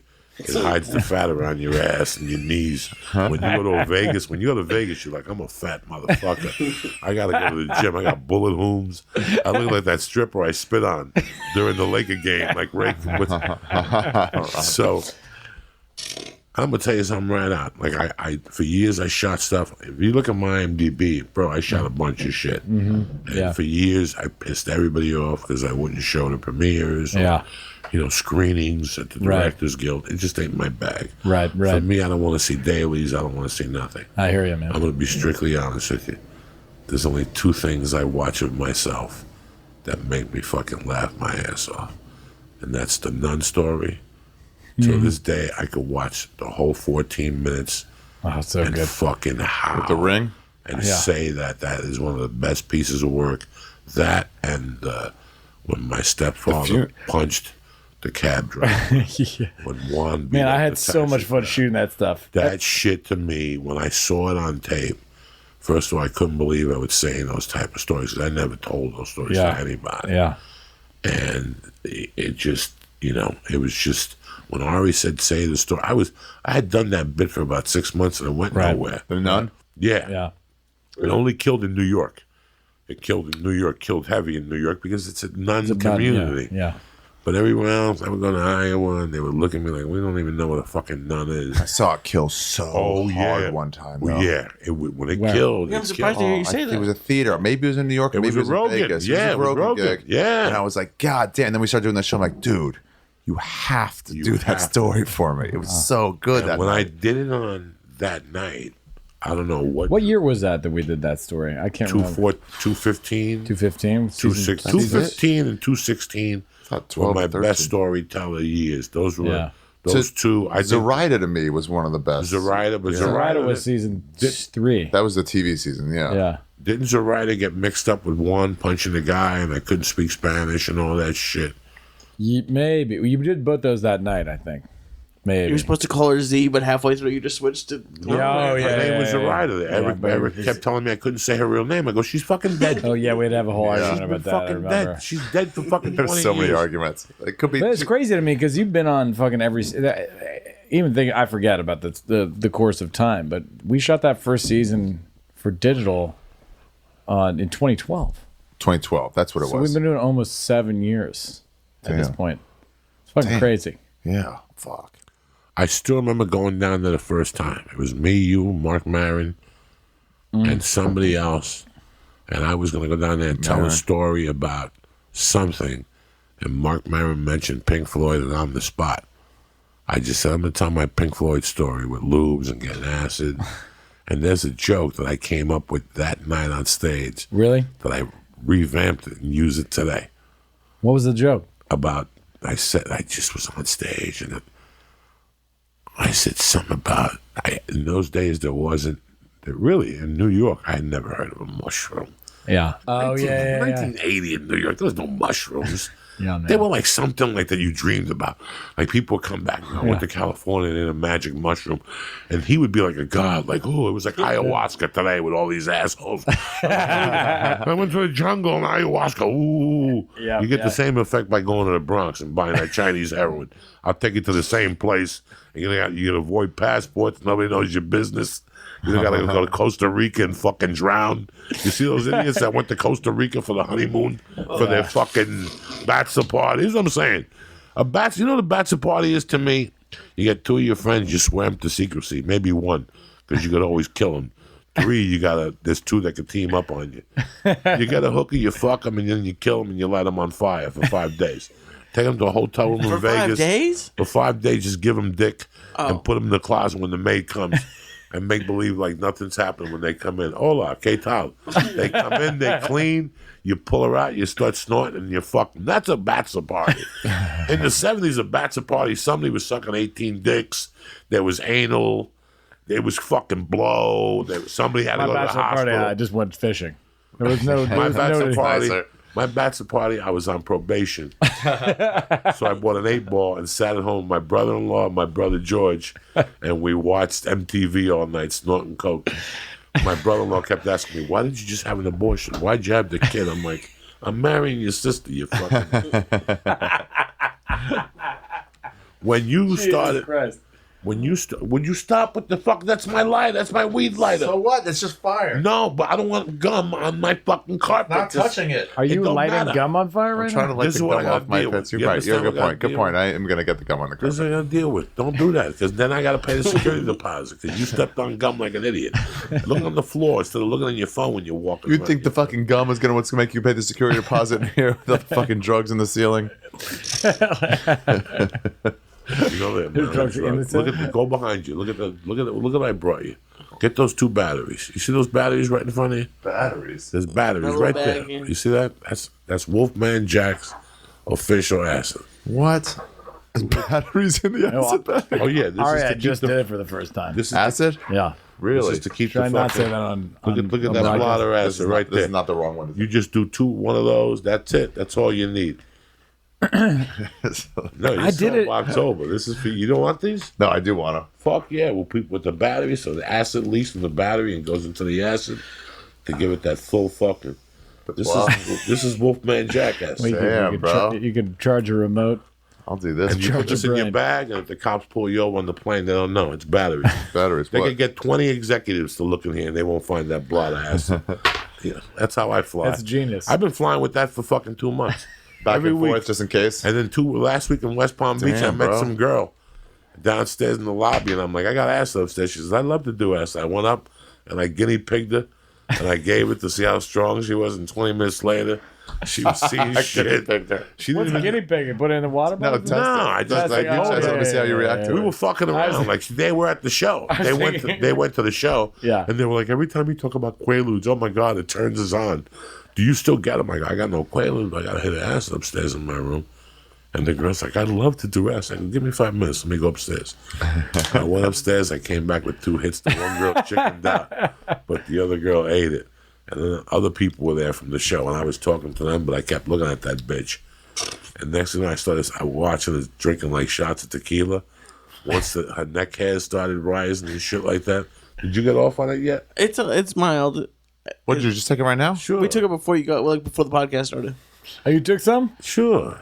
It's not Sure. as. What are you talking about, Jeff? Of course. What do you mean? What world You might do want to live take in? both of them because I know you like to get kind of crazy. Yeah, They're not that strong?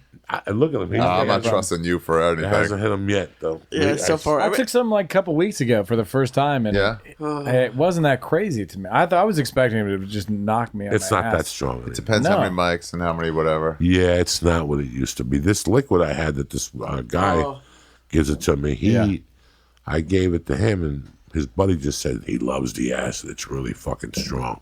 I got mushrooms in there for you. Jesus Christ. No, I got mushrooms. Okay. I think these are yours. Wait, I mean, sure. Oh, really? Yeah, there's a mushroom that's crinkled up right there. It's been out in the open. I dare somebody to eat open? that thing. They're gonna be Yeah, it's right on the top. right on the top. I'm leaving it there because I'm gonna fucking brush it up and break it up like a bud one night, and make Lee smoke it, and he won't even know. Yeah. That's my mushrooms. That's the fucking penis envy. Yeah, that's a tremendous Yeah, mushroom. for sure. It's nice I and recognize dry. it. You recognize it, right? It's Dude, been out we there. got ounces of these. It's been out there like 2 weeks. I'm gonna crush it up one night, mix it Kept with going like, can you get more of those mushrooms? I'm like, I just gave you some 4 days ago. Like, yeah, I need much more. Huh? You want to smoke some mushrooms? I don't. Hold on, All I right, how gotta much? say- Like, if you were needed to get crazy, how much would you have? Like, 8 of those? Like, how much do you need to eat? Of these, Yeah. this is big. Look at this. Look at this bag of fucking mushrooms I gave him. No, this is a new one. This is Oh, really?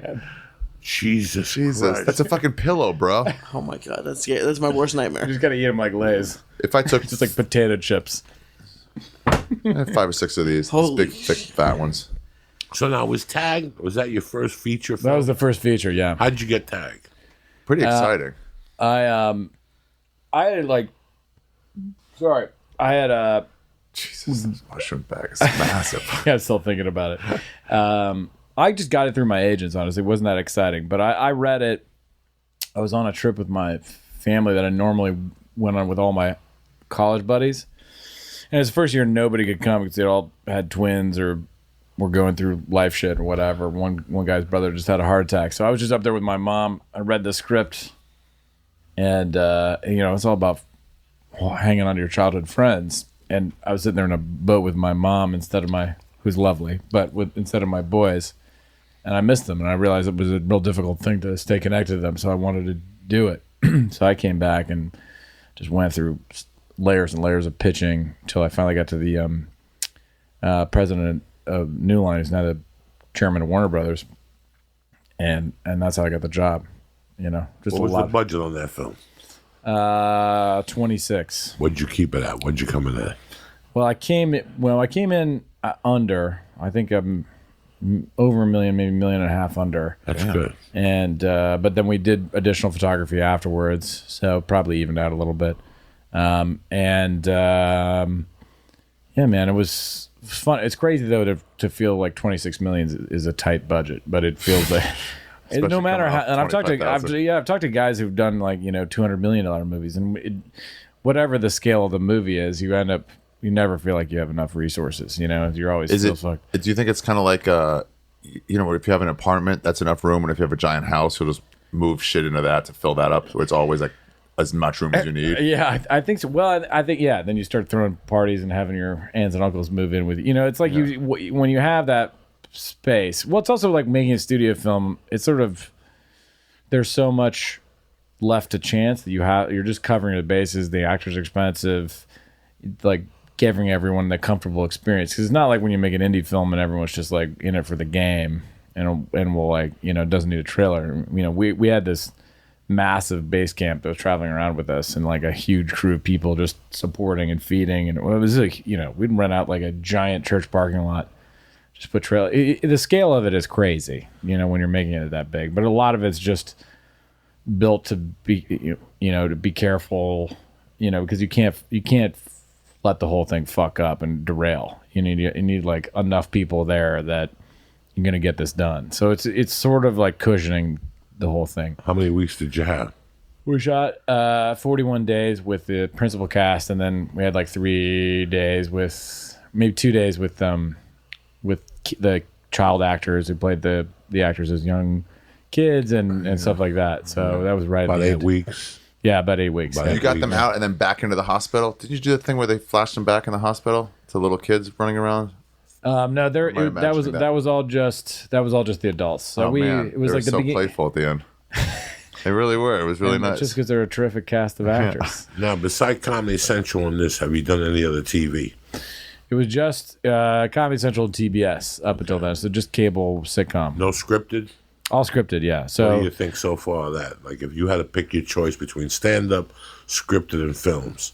well, I love it all. It's all very different, you know. I want to do stand up always because there's something, and this is a big thing. And why I went into this happening, something I learned from Ari actually is like, I was trying to like shift stories. I don't know if you remember this. I was like, maybe we should help them out, make the story a little family friendly or whatever. I didn't realize that like part was like keeping it all very street, and Ari made me honest about like just making it comfortable for an artist to just be themselves. And you did a great job. Yeah, well, That's why I started to like you more. Like I was like, this guy knows how to keep me on ice, and Ari does too. And I didn't understand Ari that knows at how the to keep beginning me on ice, because so. that was my first stand up thing when we first did that for online, and I didn't understand that, and now that's what I love about it because my job is to like make it look good, try to give it a feel, but not prescribe myself to what the comic's doing. Try to stay in the background, and it's also fun because I just go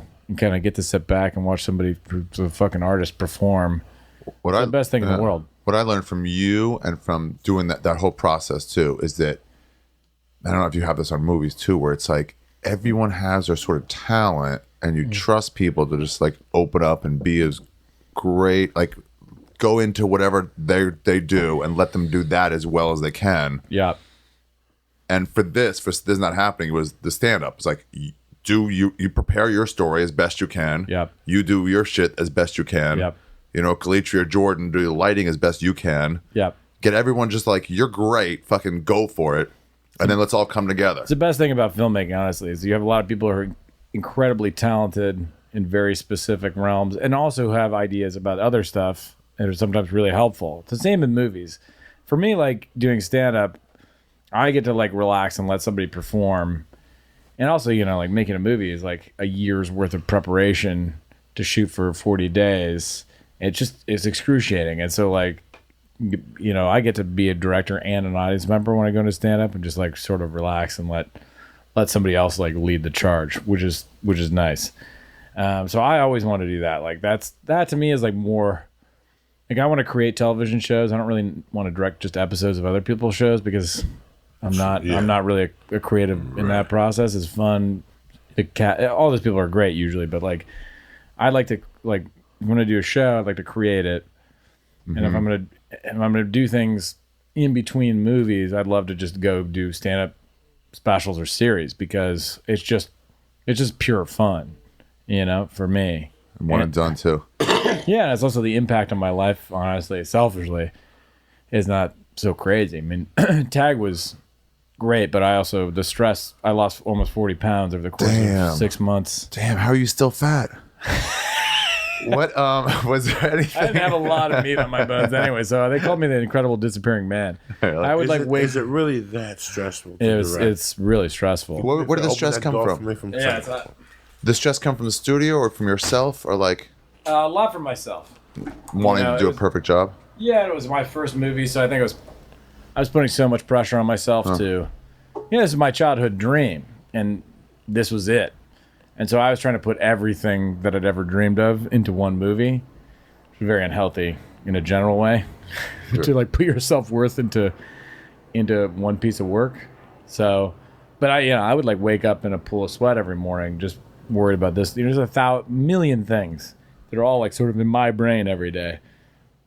But you never know if everyone gets, if everyone's seeing, if I forgot something, blah, blah, blah, right? Like wake up and remember, the scene I shot 2 days ago totally doesn't make any fucking sense.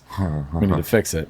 It's just that over and over and over again. It's so fun, but like I probably slept 3 hours a night. The most memorable thing for me, like I was never really a comic. Like I did spots at the store. Mitzi Short told me I was a comic, but nobody else wanted to use me. So I did tons of fucking movies. And it was really weird. Like, I could remember the good directors in two hands. And if you count all the shit I did, you go, Joey, just 10 of them. Like, I worked with shit. Like you go in there looking for something and they got no answers. They're like, whatever you did in the audition, just do that. It's so funny to me. So weird, yeah. The weird, Fucking horrid. the weird thing, and because recently I've been trying to like get a community together of directors. The weird thing about directing, you never see each other. You never work together. It's a great job, but it's also sort of lonely. You're sort of like doing what you learned from like watching Laserdisc special features as a kid, you know, and taking classes or whatever and trial and error. You never get to be on anyone else's set, really. And also, it's so competitive, especially coming up.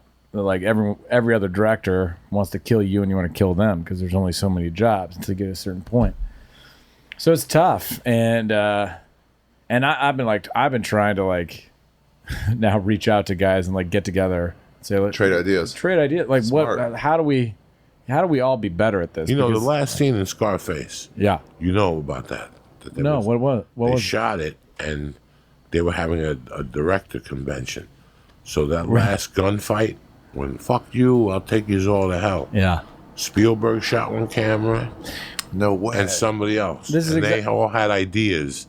They all showed up and said, that's you should amazing. do this, you should do that. You know, how long it took. Well, that's the funny thing is, like, back then there's all these pictures of where it's like Zemeckis and Spielberg and De Palma and Scorsese and Coppola and Ron Howard all together all the time. Just like coming by each other's sets. You know, just out to dinner, going to each other's sets, supporting each other. And I've been saying that to a couple of friends of mine. They're like, we need to do this. I was like, they had so much power because they could support each other, and we're running around like fucking idiots by ourselves, shooting ourselves in the foot and making ourselves crazy because you isolate yourself. You don't have a community. It You end up helps so just- much to have somebody go, oh yeah, I've been through that. I had to do this. and this, Exactly. but it's- Even- or Right. it sucks. Even you guys, like, talking to you about like the process, even like listening to your story about Mitzi on your podcast was like, I related this to so much because it is a struggle. You know, it took 10 years plus for me to get here. But when you never talked, if you guys talk to other comics, but when you never talk to another director for like 10 years, you're just like, you just start beating yourself to shit. I'm doing these things wrong. You know, I don't know if this is right. I'm making the wrong choice. Any of this worth it? You know, all that kind of stuff that you just do as a human being anyway. Especially I'm as going an to tell you artist. something else. Yeah. I'm going to tell you something else. This is why I asked you about AFI and all Yeah. that shit. Another tabulation I did. Oh, they're going to hate me for saying this. USC guys, except for Peter, the guy I did The Longest Yard with. But I got directed by 3 other USC film guys. The ego and the bullshit status that comes with it is so high that they forget what the fuck they're doing. The other way, they forget what the fuck they're doing. Yeah. The best work I've done is when I work with directors who have started from the ground up, studied a genre, Yeah. and now stuck to it. I remember I did a movie with a guy named Bob Weissman. I don't know. Bob Weissman did, I don't know what the fuck he did, but we did Dickie Roberts. Okay. No blockbuster. Sure. But him and I had a comedy conversation, and I can understand he understood comedy. He had just come off a hit. He had just come off of something. It's a weird thing I think about being in that chair, being in that position, that it gets to your head. It fucks with your head, you know. Absolutely. And you could go, you can eat, and you're insulated. You can do whatever the fuck you want. I realized this when I got to Tag, which is not a crazy big movie or anything. It's sort of blue collar comedy. But like I could literally just like, you know, called hookers and done a bunch of blow in a trailer and not come out for 3 hours, and they would have insulated me and protected me. I'm not that guy to do that, but like you can easily fall into a terrible power system where you're supporting whatever narrative is in your head. But the fun thing about it is like you like literally you get to go make everyone's day pretty fun every day. You get to blow stuff up. You get to like tell a lot of talented people and different specific talents, the art department people, props people, camera people, the ADs, you know, the stunts, the grips, the lighting guys. Like everyone's got something that's so cool that they do, and if you just appreciate those things, it's just like a hugely positive, fun thing. And it is cool just to be able to do it, because in this business, at least, you need an okay from someone else just to do it. Yeah. So like when you were just saying, like when they told you it's a wrap, I'm remembering that feeling on anything I've ever done. We're like, that's a wrap on Ari. It's almost like, oh fuck. Yeah. Like you get tired every day, but when it's done, it's like, God damn it. Now I'm like out of work again. Yeah, well, and it's also like it is a weird magical experience, even though it's fucking grueling. That's the movie almost killed me, but like it was one of the best periods of my life. It was also like a confrontation of like I couldn't put all of my life's happiness into like the goal of making a movie. That was a dumb idea because it's just another job. It's the best job that I can think of, but it's not going to make you happy. You have to find a separate way to do that. It was weird when I got all right. So the first thing I booked was Bronx County. I moved down here for a pilot. Yeah. And I remember going on the set and people weren't very nice to me. Yeah. And at the time, I was still 3/4 of a criminal, so I kind of felt insecure.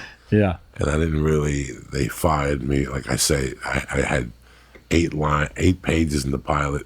Yeah. And while we were rehearsing, by the day of the pilot, I was down to a grunt. I was so bad as an actor. I didn't understand it. They plucked me from the choir on a stage. Yeah. The CBS producer who thought I was this thing, and I just didn't have the chops. And then I booked basketball, and I definitely didn't have the chops. Yeah. That was that early on? Was basketball? Yeah, basketball was early on. And then I booked the Taco Bell commercial, and I didn't have the chops. And then I went to acting classes. And then I booked the NBC show, 3 episodes with Henry Belafonte's daughter, John Aston's son. It was like 3 people, famous kids, and they were lawyers in the house. And I had episode 4, 5, and 6. I was a recurring plumber. This is 2000. 2001, I'm a recurring plumber. I'm getting I think it was $1,750. What, an episode? 1,700. Oh. Said no, please don't get that. Everybody talked about getting 17,000. I never got 17,000. I got like 1750 an episode. Yeah. And I'll never forget the first day. They had to tell me whether, like, get on your mark. And I'm like, what's a mark? You guys have no idea. Yeah. Like, when I did basketball, they hated me because I was on the set so long. I'm like, they're never going to shoot me. And the night before they shot me, I stayed up and did like 2 8-balls. I get there at 6. Jesus. And they're like, you're the first shot up today. And I'm like, no. And I only had 1 line, so I didn't think they were going to use me. And they used me. They called me. They're like, how many tickets do you want for the premiere? I'm like, I'm not even in the movie. Like, nah, we kept you in. So when I shot all those things, I was totally in. Like, when I worked for the Zucker brothers, I was expecting to learn. Like, I was going on these sets to learn, and they were giving me nothing. And after basketball was when I went to was that basketball? Was that what was the Zucker brothers thing? Was that basketball? It wasn't. It wasn't Trey and Matt. They were just in it. Oh, they didn't do it. It was Trey and Matt, and then the Zucker brothers directed. Yes, you're right. Because then they did Mafia, Kentucky Fried Movie, and Mafia they called the Zucker brothers. Oh, really? Yeah, Kentucky Fried Movie is the Zucker brothers. And it all comes around. Then they did Mafia, and they called the store, and the guy didn't give me the note for Mafia with Bill. What's his name? That's in it. Jay Moore. Yeah. Was in it, but it's keep in mind that part of you was on you because you only had a pager, right? I mean, it was the only way. No. But in those days, the store you would call and you would get through to you people. have a flip phone right now. You can get through to me. You're right. You can't make this insult anymore. It was. I don't know what my point was going to be with you, but it was so weird. I think you were saying you got to fail your way to. I worked with fucking. If I go on a set and I could spot the director, I'm unhappy. No one ever knew I was the director. They always thought I was one of the grips. That's why I liked you. Yeah, because if I go on the set and the director's got a hat on with a feather, and he's got a black vest on. Joey, if I ever do that, I have your permission to get that Seattle gun. I'll never forget that. Shoot me in the face. I went on a roll of booking commercials with those fucking type of directors. Yeah, I got Ego with the assistant next door, right next to them at all times. Yeah, with a cappuccino in their hand and shit. And I shot it. I booked 3 nationals in 3 weeks. Oh wow! Ari got me with Aqua. Yeah, Lawrence. And Lawrence was just a Korean savage of death. Lawrence got you out for something every week. And by Friday, if you didn't go out, you'd still go out on He'd Friday. crash you in. It was for a black roll, but go down there. You ain't doing nothing anyway. There's a cheese place you'd be next like, to you'd be like, yeah, I got an audition for you. Like, can you email me? I don't have a pen. He goes, I cannot email you on this one. There could be no paper trail, but you need to go down at 2 p.m. Hilarious. What is this? He would Lawrence just crash you on shit. He goes, they're not taking you, but you're going. He was just getting the insider info and just Ari sending was random. with Lawrence for years. When Lawrence Oh, first that's left so his good. agency. It's like a fucking casting director or an agent assassin. Oh my That's God! nuts. When they hated he him. first left the agency right here on Lancashire, they were a bunch of punks, and he opened up his own place. Remember, they were a bunch of Origin? punks. Origin punks. The lady was a fat The punk. agency was called Origin. Yeah, he Origin left on them, and Lancashire. then she called him as her first call in Right, 3 she years. was a And she goes, scumbag. "Are you going to go with him or stay with us?" And I'm like, "What are you Fuck talking you. about?" She was a scumbag, that fat bitch. And then Aqua left, but I was with Sutton Barth at the time. So Aqua came to the store, Lawrence, and he was always a gentleman. Yeah. Always cool. So one day I call Ari and I go, Ari, I'm in a bind. It's 4 PM. You got to drop $200 on me. Ari goes, I got the cash on me, but I'm on 200 South La Brea.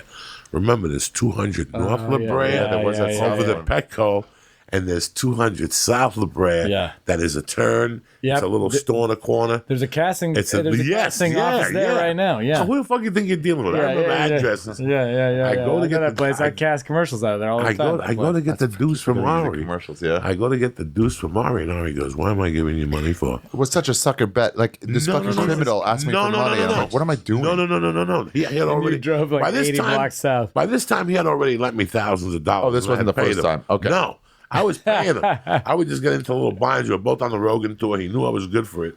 So I call Ari. I go, I gotta get a deuce from you. And I get there, and Ari goes, "Why am I giving you 200? There's a commercial. You can go right in there and book." And I go, "What are you talking about?" He goes, "There's a mafia commercial. Go in there." And I'm like, you know what? That's how we No do it. shit. Yes, I Over did. here. And I went in there and booked it. And I had called Lawrence the next day, and I go, "That's how you show up with a Jew. You show up with an envelope." You know what I'm saying? Casting You director wanna didn't sign- do his job. If you could have booked without being Yeah. called in, the casting director fucked up. Yeah. I went in there. You should have booked got it. a fucking percentage on that. Yeah, casting. no. You cast him. Goddamn right. Where's my fucking 400? Don't worry about nothing. Don't worry about nothing. I Oh, got it's like you. this You is a should have down doubled payment. that, dude. It was hilarious because Lawrence was like, you didn't want me when you were with Sutton Bartham and Ari. Now you want me? I go, Lawrence, I'm showing up in an envelope like a real Jew. He goes, you got a point. Come on down, do the paperwork. And then I went on a roll with them. And it was getting like I was doing these promos like they're the worst. Yeah. Network promos for $306. Oh my god. They pay $305. So when you see that idiot that jumps up and down on TV and says, "Watch the week this week," that guy's getting $305. I thought a promo you'd make more in a commercial. I had no idea. Honestly. Yeah, NFL promos, anything for the NFL Network. Let me tell you something. You got to go down there with a wrench to get money out of them. They're cheaper than ESPN. Like people and Fox, the Fox Sports. When I did Best Damn Sports Show, I was getting $150 a sketch. What? Holy shit. That's it? That's a big it. credit. Commercials pay a lot for directors, right? Oh yeah. Yeah, they do. I Yeah. mean, they pay well. You know, the thing is, like on a national, that like I mean, they pay really well. I can't complain, but like the actors still making like 10 times. With the directors? Yeah. The act really? Well, if it runs enough and they get enough residuals, Oh, right. Like, you know, like Brido, like I was in this Pepsi ad that I did, and he you know, basically financed like 2 years of his life, I think. Damn. And I that's was like, why it's so fuck you. weird that You bright up. when I looked at the Degenerates that we did together. Yeah. What was a cool- I was happy that you were directing it, Yeah. but what you shot in the beginning is making people go crazy. It's such a cool fucking opening. It's making people go It's- crazy. I told Lisa, and she's like, "How'd you see it?" I'm like, "I don't know. I fucking saw Jeff, but it's fucking cool. It's so cool." You probably saw it before. You and I Jay saw it before probably saw Tag it. came out. Yeah. You shouldn't have told Lisa. Don't tell Liz. I showed her pretty early after. But that you one- look like a real badass in that Yeah, video. no, you did a badass. great. Fucking Christine, I remember we. Oh, Christina looks amazing. 8 months pregnant. Oh my Yeah, God, 9, just 8.5. drinking a giant cocktail. Fucking, we Going walked nuts. in and out of that building, and it was crazy. She's like, "Joey, my feet hurt," Oh my Christina God, was poor such a Christina. soldier. Yeah, she was a She soldier. was a soldier, man. Because That we was- it went like an hour, an hour and a half late. It was already late at night. And I was like, I got to get this one shot of them all getting tased and falling down for that casino. And you Christina believe was that like, was I fucking- hate you, but like, okay, let's just do Can you it. believe that was like 5 months ago? How fast did it go? I know, man. You know that I shot that. Wow. I was doing press for Tag. You know, I got to do this junket. We take you all to the Four Seasons. They put you in a hotel room with a Tag banner behind it, and then they just rotate reporters through. And I didn't have to do as many as the actors. The actors had to do like 70. So like 3 minutes, they go on a clock. They ask you 3 minutes of questions, take them out. Someone else comes in, asks you the exact same fucking questions over again. And the whole day is that way until you don't remember what time it is or who's in front of you because the same questions for like 70 people. And you're like, what has happened? Have I said this to you? Who are you? What's going on? So I'd done that. And then I got done and flew to Vegas, went to the production meeting, did prep work, and then went on the next day and shot that 13-hour day. And I was out of my mind. I was just fucking burning heaters all day, trying to keep myself awake in that casino. And I was burnt. And then I came back. We shot for those 3 days on stage, and I flew back the next day and went to the premiere for Tag.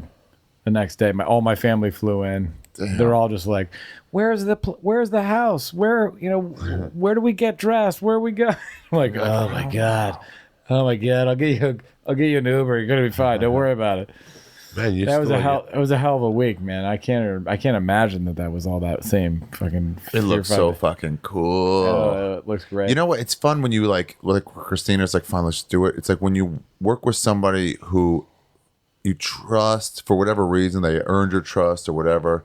You eventually get to the point where you're like, okay, sure, yeah, I know I'm tired, whatever. You got me. Yeah, it was nice. And Christina didn't, know me as well as some of the other people. I shot her for This Is Not Happening, but not for a while. That was a couple years ago, and then for Attell Underground. Yeah, but way you back had a in the day. reputation a little bit. She did Attell's Underground? Yeah. No, wait. Remember that. No, she just did This Not Happening. I'm wrong. Yeah. I was thinking we knew each other before that. But even you, when you're fucking making me jump out of a plane or whatever, or like shoving dirt in my face, I it's remember I like, pick Ari up every morning, and I was like, "Ari, do you know what we're doing?" He's like, "No." I trust you. I'm sure you'll make it I'm look gonna cool. I'm gonna throw you out of a car, and then you're gonna run 5 miles, and then we're gonna shoot bullets at you, and then a helicopter is gonna pull you up.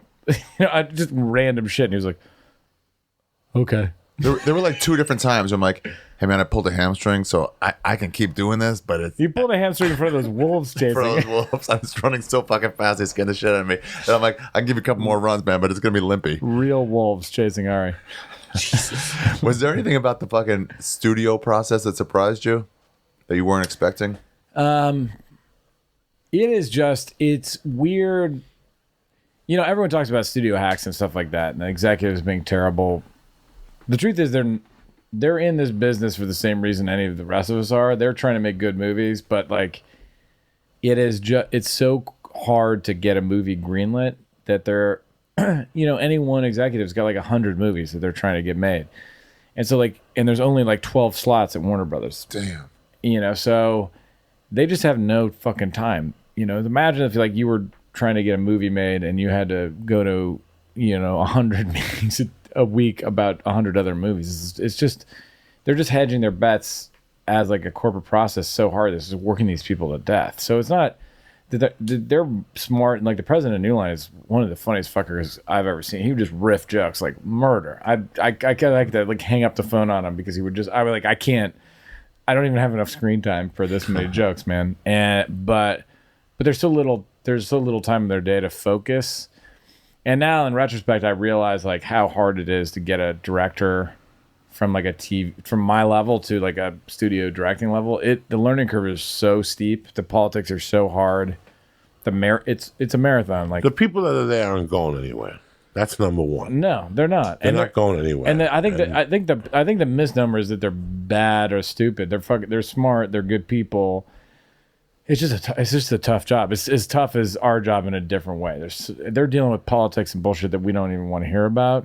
And they just moved out here to make Spielberg movies than anyone else did or whatever, So it's crazy. And like I didn't expect like have you guys seen that documentary, The Icarus Line, about the doping in like professional sports. No. Oh god, it's fucking great. It's about like Lance Armstrong and all that shit. But there's a guy who's like an amateur cyclist. He rides the Tour de France for the first time, and he's just fucking like weeping because it's so hard. And then he does it again. And he's like, the funny thing about it is like when you ride it the first time, it feels like those hills are just going to go on forever. You have no idea when it's going to end. And you do it the second time, it's just as brutal and painful and feels like you're going to die, but at least you know it's going to be over. Right. And they're doing a movie for the first time. You have no idea that when that hill's going to crest and you're going to start going downhill again. And you don't know where that straightaway is, and you don't know when the whole thing is going to finally be over. And that was the hardest part. Like, I was just like every day on day 2, worrying about day 44's problems, and realized I had to like pace myself or I was just going to fucking flame out at mile 4, you know? That was the craziest thing. It's funny, when I had Peter Siegel on here, we spoke off camera. Yeah. And he was telling me, like, the longest shot almost killed him. Mm-hmm. Like, Yeah. He goes, I never anticipated all that football, all that camera coverage. What's funny, so many directors after I finished called me up that I hadn't talked to in years, and were like, I'm going to take you out to dinner. And they were like, now you get it. Uh-huh. Now you understand how brutal this process is and how the whole system just churns you up and spits you out. And a lot of guys are like sort of cynical about that. I'm like, put me back in. I'm ready for round 2, man. Have you started thinking about your next movie? Yeah, no, I've been running around. I've got a few on deck. Well, and now it's a matter of like, I have like 4 now. They're all really fun. And actually making Tag really clarified what I want to do. Like, I didn't think that I was like such a, like an optimistic sap going into making a movie, but I do want to make things with a positive message. And that ending was so nice. Yeah, well, you know, it was like, it's like I stumbled into that, like not really knowing, and like, but now in retrospect, I look at that movie and be like, I do really think that like it's important to like be silly in your life, to be happy. Like that's something you should be. Being stupid, something everyone should be dogmatic about. It's something human that is important, and being close to your friends. And I think particularly for guys, for me, like, you know, grow up thinking with guys telling you that, like, you know, telling each other I love you, or, you know, being vulnerable, talking about your feelings with other guys is something that's weak, or like people call you names, or that you're gay or whatever. Yeah, exactly. I mean, yeah, exactly. You're a faggot. Yeah, thanks. Sorry, I wasn't going to say it out loud. Okay. But yeah, but it's something that's important to be happy. And I think that like now, particularly afterwards, that's something that I want to like try to push in what I'm doing. Is like, you don't have to like sit here and be angry. You can go say, you know, I've been through hard times too. Like, that's okay. You'll get through it. A lot of movies do it with like speech though, where it's like, I'm glad I have you guys all. But Tag's just in that moment where they're all playing. Yeah, well, they're doing the dumbest thing ever, and that's what equates them. Well, they actually do say "I love you" at the end. Like, to me, the whole arc of the movie is guys avoiding saying "I love you" to each other because they feel like they're gonna feel like girls or sissies or whatever in the most insane way their entire lives, even though they clearly love each other. And they finally say it at the end of the movie, and that's what like takes them back to childhood. It's crazy how I have like 12 friends. I tell them I love them. It changes everything. And 8 of them tell me they love me back. I got 4 Jersey friends that are fucking diehard. Yeah, they won't do it. Go, all right, we'll talk. I gotta eat some jerky. Yeah, don't forget about me. Love you with all my heart. You know what? Yeah, it makes a difference. You gotta say that. Yeah, you gotta say that. Well, the funny thing is, like, until I made that movie, I hadn't said that to my sister, like, as an adult. You know, we were like good buddies, but we were fucked around and joked. And then I was like, I need to just tell her that I love her. And now it's changed our entire relationship. You and your sister? Me and my sister, yeah. It's made us much closer. Today I wrote down, it's Monday, tell somebody you love them. Yeah. It's really important. Just somebody you haven't talked to. And I did. I called like 3 people I haven't spoken to in 2 weeks and said, oh, I was thinking about you. I love you. I got to go. I got something to do. I have nothing to do. Even if they deny you. No, it's good to do. It feels good to do, to wake up and be positive for the day. You know, people get pissed at me like, oh, you write the same thing every day. It's a beautiful day to be alive. If that's not what's coming out of your mind while you're pissing. That first piss that's coming out of your mind, if you're a comic, when you hit the floor, You wake up and you feel a little fucked up. You ever have that? Like you smoked a little too much reefer the night before. Yeah.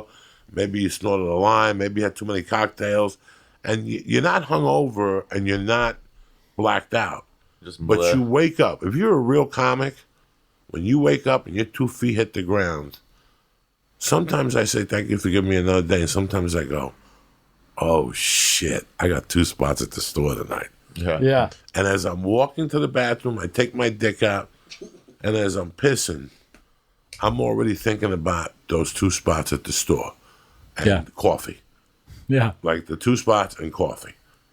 Like how fast can I get the coffee done to really get my day going? To push it up. Like I'm thankful. As soon as I hit the floor, that's the first thing. I got spots tonight. The fucking store. Yeah, it's the best. I got a spot tonight. The Laugh Factory. And I remember going to prison and somebody saying to me one day, hey, can I have a talk to you? A lot of guys are getting mad at you. You're too happy in the daytime. People don't like that here. And I'm like, that's why they walk around stone-faced. Yeah, because that's the more. What do you have to be angry Because about? that's the more powerful thing to do. is to Yeah, have no. I wake up in the morning and first thing I put on, it's a beautiful day to be alive, bitch. Get your dick sucked. Get your asshole licked. You know, you're alive. There's a guy in a wheelchair somewhere That's how that cannot leave. that's the only takeaway I want from this fucking house. episode is Listen, take a piss, and while you feel that stream I of have piss a- coming out of yourself, it's a great, I have it's a great day to be alive. I have a ancestor altar next to me. Uh-huh. And it's pictures of the 2 kids that died in the 8th grade that I hung around with. It's got a picture of my buddies in high school that died, my Yeah. friend's daughter that died. And every day when I wake up some mornings and I have to take that 5 a.m. flight out of LAX, Yeah. and I'm like, I should just fire Justin. Okay. Like, why am I taking a 5 a.m. flight out of LAX? And I look at their pictures at the ancestor altar and I go, I bet all these motherfuckers wish they were taking a 5 a.m. flight Yeah, exactly. to fucking, you know. Exactly. It is kind of crazy. I was talking to Joe List the other day, and we were walking around smoking a cigar in New York on a weekday, and we were complaining about people bitching about stand up or whatever, and I was like, but man, sometimes you got to put all those blogs down and just go for a second. Like, we are 2 of the relevant New York comics. We're doing stand up in New York regularly. We're kind of running the scene. We're part of those crew that's like running the scene. The 50 or 60 comics or so that's out here. And how many people that we grew up with wouldn't kill now to be doing what we're doing? And how dare we complain about like, oh, they didn't get my bonus. I was so close in this place and they didn't give it to me or whatever else. We're living the envy of 99% of the fucking country. So it's like, you got to be thankful once in a while. Saturday night I went to the store and I ate a bag of dicks in the main room. Yeah. Brian Monarch's room. And I went and I sat next to Kate Quigley and somebody else. And Dom Herrera was up on stage. I had to follow Dom. And I basically went up there. It was like I went up there, I touched gloves, I threw a jab just to see my distance. Yeah. And I just started doing kidney punches like Rocky, like body punches. And I remember getting in the car, going down the fountain, making the left, and calling Rogan. And telling Rogan, I go, do you have any idea how happy, how lucky we are to be doing comedy at the store 20 years later? Yeah, right. I used to walk in there where the older guys used to hate us. Yeah. They used to hate on us. Why? Especially You're our young and people. changing shit. Well, when I first got there, I wasn't the most liked guy there. You know what I'm saying? And then you had to What put you your were foot down, and then some people liked you, some people didn't. Right. But the weird thing is that, and I say this with a lot of shame in a lot of ways, now I go down there and people call me Mr. Diaz. They walk you to the door, security, and I couldn't handle that. Yeah. For like a year, I'm like, this sucks. I feel it's so I weird don't to want me. to go to the store no Yeah. more. And now I just sit back and I handle it. And I go, you know what? I did my time. I did my time with Mitzi. And if they want to call me Mr. Diaz, so be it. If they want me to It's rush exactly behind right. the It's thing, hard to. so be it. Yeah, This is what it is. This is what I've worked for. Yep. Bro, I want to thank you This for has been taking great, the time man. on. The Degenerates is April on 3rd, Netflix October next 30th. Tuesday, October 30th. Fuck yeah. One last question. What's going on with Sober October? I mean, somebody told me they saw you smoking a joint Nobody with said a disguise that. on in New York City and shit. You look like you've been sober for a month. I gotta say, Yeah, you look yeah, real I- healthy. Horrible. Oh, healthy. Oh, Yeah. I And you feel worked out with fucking Rogan terrible. yesterday? How was Worked it? out on the rowing machine. Got blisters all over. Fucking, it's hard. I hate it. How's hate Bert it. doing? Bert's doing good. He's waddling at a new level. He's never waddled this fast I've and this not long seen before. him running in the neighborhood or nothing, so don't let him bullshit you. In fact, I saw him the other day, and I He think holds his had breath and gets his heart rate up. dog. I thought he had a six-pack Yeah. because I was eating at Danielle's, and I yelled, "Bert, cocksucker, I'm watching at Sober October." He looked at me, waved, and kept walking. So something was suspicious. And then the next day, he had the balls to put on Twitter that a fan yelled at him and he didn't know who he was. Let me tell you something. Fuck off, If Bert. I yell at you, you know who the fuck I am. You're the only So I unmistakable voice. guarantee in this that town. motherfucker had a 12-pack under his arm. and He's a bag drinking. of You think he's M&Ms. drinking? Why wouldn't he stop and say hello to me? I busted him that hand. You're right. You're He absolutely was right. 60 yards from me. I go, yo, cocksucker, Sober October. I figured he'd come back, talk to me. He kept walking. Then the next day he put on Twitter, a fan. Oh, that's I the didn't have fucking my glasses shut up. on. If it normally that would happen, he wouldn't post about it. He posted He about it knew. to try to like show He that he fucking knew. Oh yeah, he's drinking. I busted that motherfucker. He's probably stepped it up. He's in the backyard with Tito. And I tried it for like 2 days and failed. Sober October. Yeah, I saw wasn't Bill even- Burry. He's like, I'm going extra hard to make up for you guys. He's like, I'm smoking like a fucking chimney. I was don't give a fuck. sober for like 5 months at the beginning of last year. It was the best. It felt so great. Yeah. And now I can't once you replicate break it. once, you're like, yeah, I forgot how Why? good this is Yeah, too. why? I forgot how Once drinking you're is. sober from something, like once I was 30 days sober from cocaine, I knew Yeah. it was over. You were done with coke. Like I was not I was going 58 days off cigarettes and I started again. Yeah, what are back. You gonna got to do? chew the gum. You got to chew the fucking Yeah, I saw gum. that guy. I got to try that guy. You working, Cigarettes are good. cocksucker? Though. What do you mean? You got any work coming up? Oh, stand up? Yeah, I'm doing a live reading of my script I wrote in college. Okay. It's so bad. Me and Dennis and O'Neill are doing it with some other people. Okay. November 11th at the Bell House. It's gonna be so fucking bad. House? Yeah, yeah, it's gonna be so fucking bad. And then I got my European tour, and when does that start? November 16th in Reykjavik, and When does it end? December 9th in Zurich. I'm and gonna love then it. I'm gonna be like a big pimp. You, Burr, Kreischer, everybody's going to Europe. I'm gonna be selling tickets like a doctor here in the United States. Dude, whenever I go to Scotland or something like that, I'm like, when's Diaz coming in? I'm like, first of all, he's not getting on a flight this long. Second of all, neither country, America won't let him out, and Scotland won't let him in. Dog, I'm like Meyer Lansky and the Godfather. Ain't no country gonna let me in. Remember, even Israel We got to won't work let this him in? out. We got to work this gotta out. work it out. Fucking Meyer Lansky offered Israel a gift of like $5 million, and they were like, "You can't come here, Meyer. You're too no way. much of a fucking Jew. You're just too much. Even the Israelis don't want. You're just too much." Yeah. Ari Shaffir, And then always a pleasure. I got What a else you got? special called Double Negative that was produced by Mr. Jeff Tomsic Yeah. in Austin, Texas. It's out on Netflix now. When does that come out? It's been out. It's been out. No, Yeah. that's Yeah, all yeah, right. yeah, So yeah, when yeah. are you It's old shooting? news, but still good. Shooting news. Jew, I don't know, June or July or August, September, October, November, something like that. When I'm done, when it tells me it's Talk done. to me, Ari. Yeah. I've already talked to Eric. We're gonna figure it out. Yeah. I'm happy you motherfuckers came on. I want to has thank been the Mr. best. Jeff Tomsic again. I you, want to Joey. thank my little brother Ari Shaffir for stopping in and helping out. The Church of What's Happening Now is brought to you and welcoming the Ridge. Let me tell you something about the Ridge. You know how much pointless stuff we carry in our wallets, receipts, hotel room keys, spent gift cards. The leather bifolds that men use resemble suitcases more than wallets. The Ridge helps you carry less, but always what you need. Okay, it's sleeker than a wallet. It's two metal plates bound together by durable elastic band. The Ridge looks nothing like a traditional wallet. You get them titanium, carbon fiber, and aluminum options ensures there's an option for everybody. What are you using? A leather wallet? What do you like? The Ridge is minimal, a front pocket wallet that's designed to let you ditch your bulky wallet. The Ridge wallet is slim, RFID blocking, and lifetime guaranteed. Listen, it's the last wallet you'll ever buy. It comes in titanium, carbon fiber, and aluminum, and a polycarbonate, and over a dozen different styles and colors. I'm really impressed with it. I brought one for Lee tonight, and I'm really impressed with it. What I'm going to do is this. We're going to take care of you, all right? I'm going to give you 10% off with free worldwide, listen to me, worldwide shipping by going to ridgewallet.com. You got to see this to believe it. ridgewallet.com/church. Again, that's ridgewallet.com/church. Use the code church. But what I want you to do before you even do anything is go to ridgewallet.com.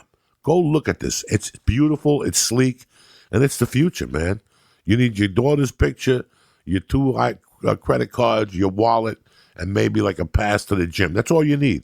And once you see the sleek design, you're going to lose it. Do me a favor. Again, go to ridge.com/church, and I'm going to save you 10% off your order and give you free worldwide shipping. Who takes care of you like Uncle Joey? Nobody. Now, again, I don't know how many times I got to tell you people. That from now till December 31st, it's a player's paradise. It's time to make some money. You want to make some money? My bookie is the way to go. You're looking at me going, Joey, what are you talking about? My bookie has been around forever.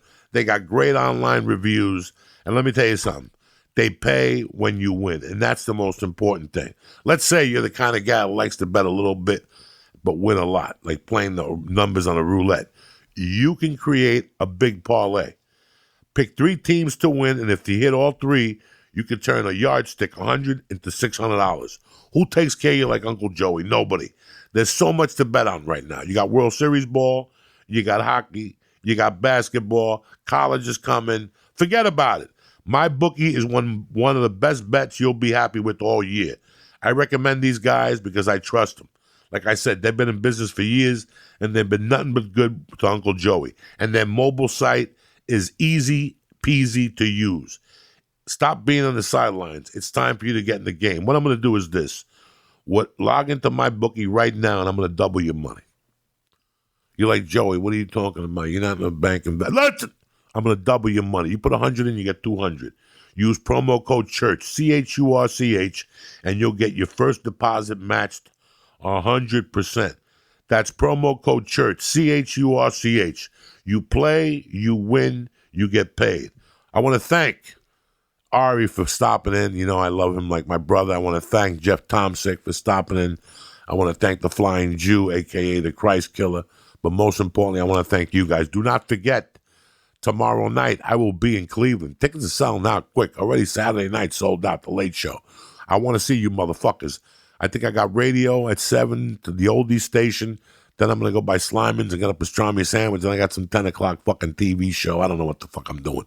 But anyway, hilarities this weekend, tomorrow, Friday, and Saturday. I got George Perez opening up, and that's all you need to know. I got the guest book came out. You saw me sucking the dick.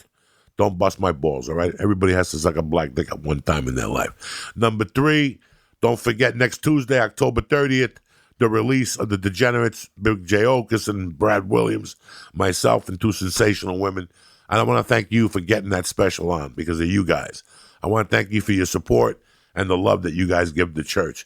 Have a great week. Have a great weekend. And I'll see you motherfuckers next Tuesday.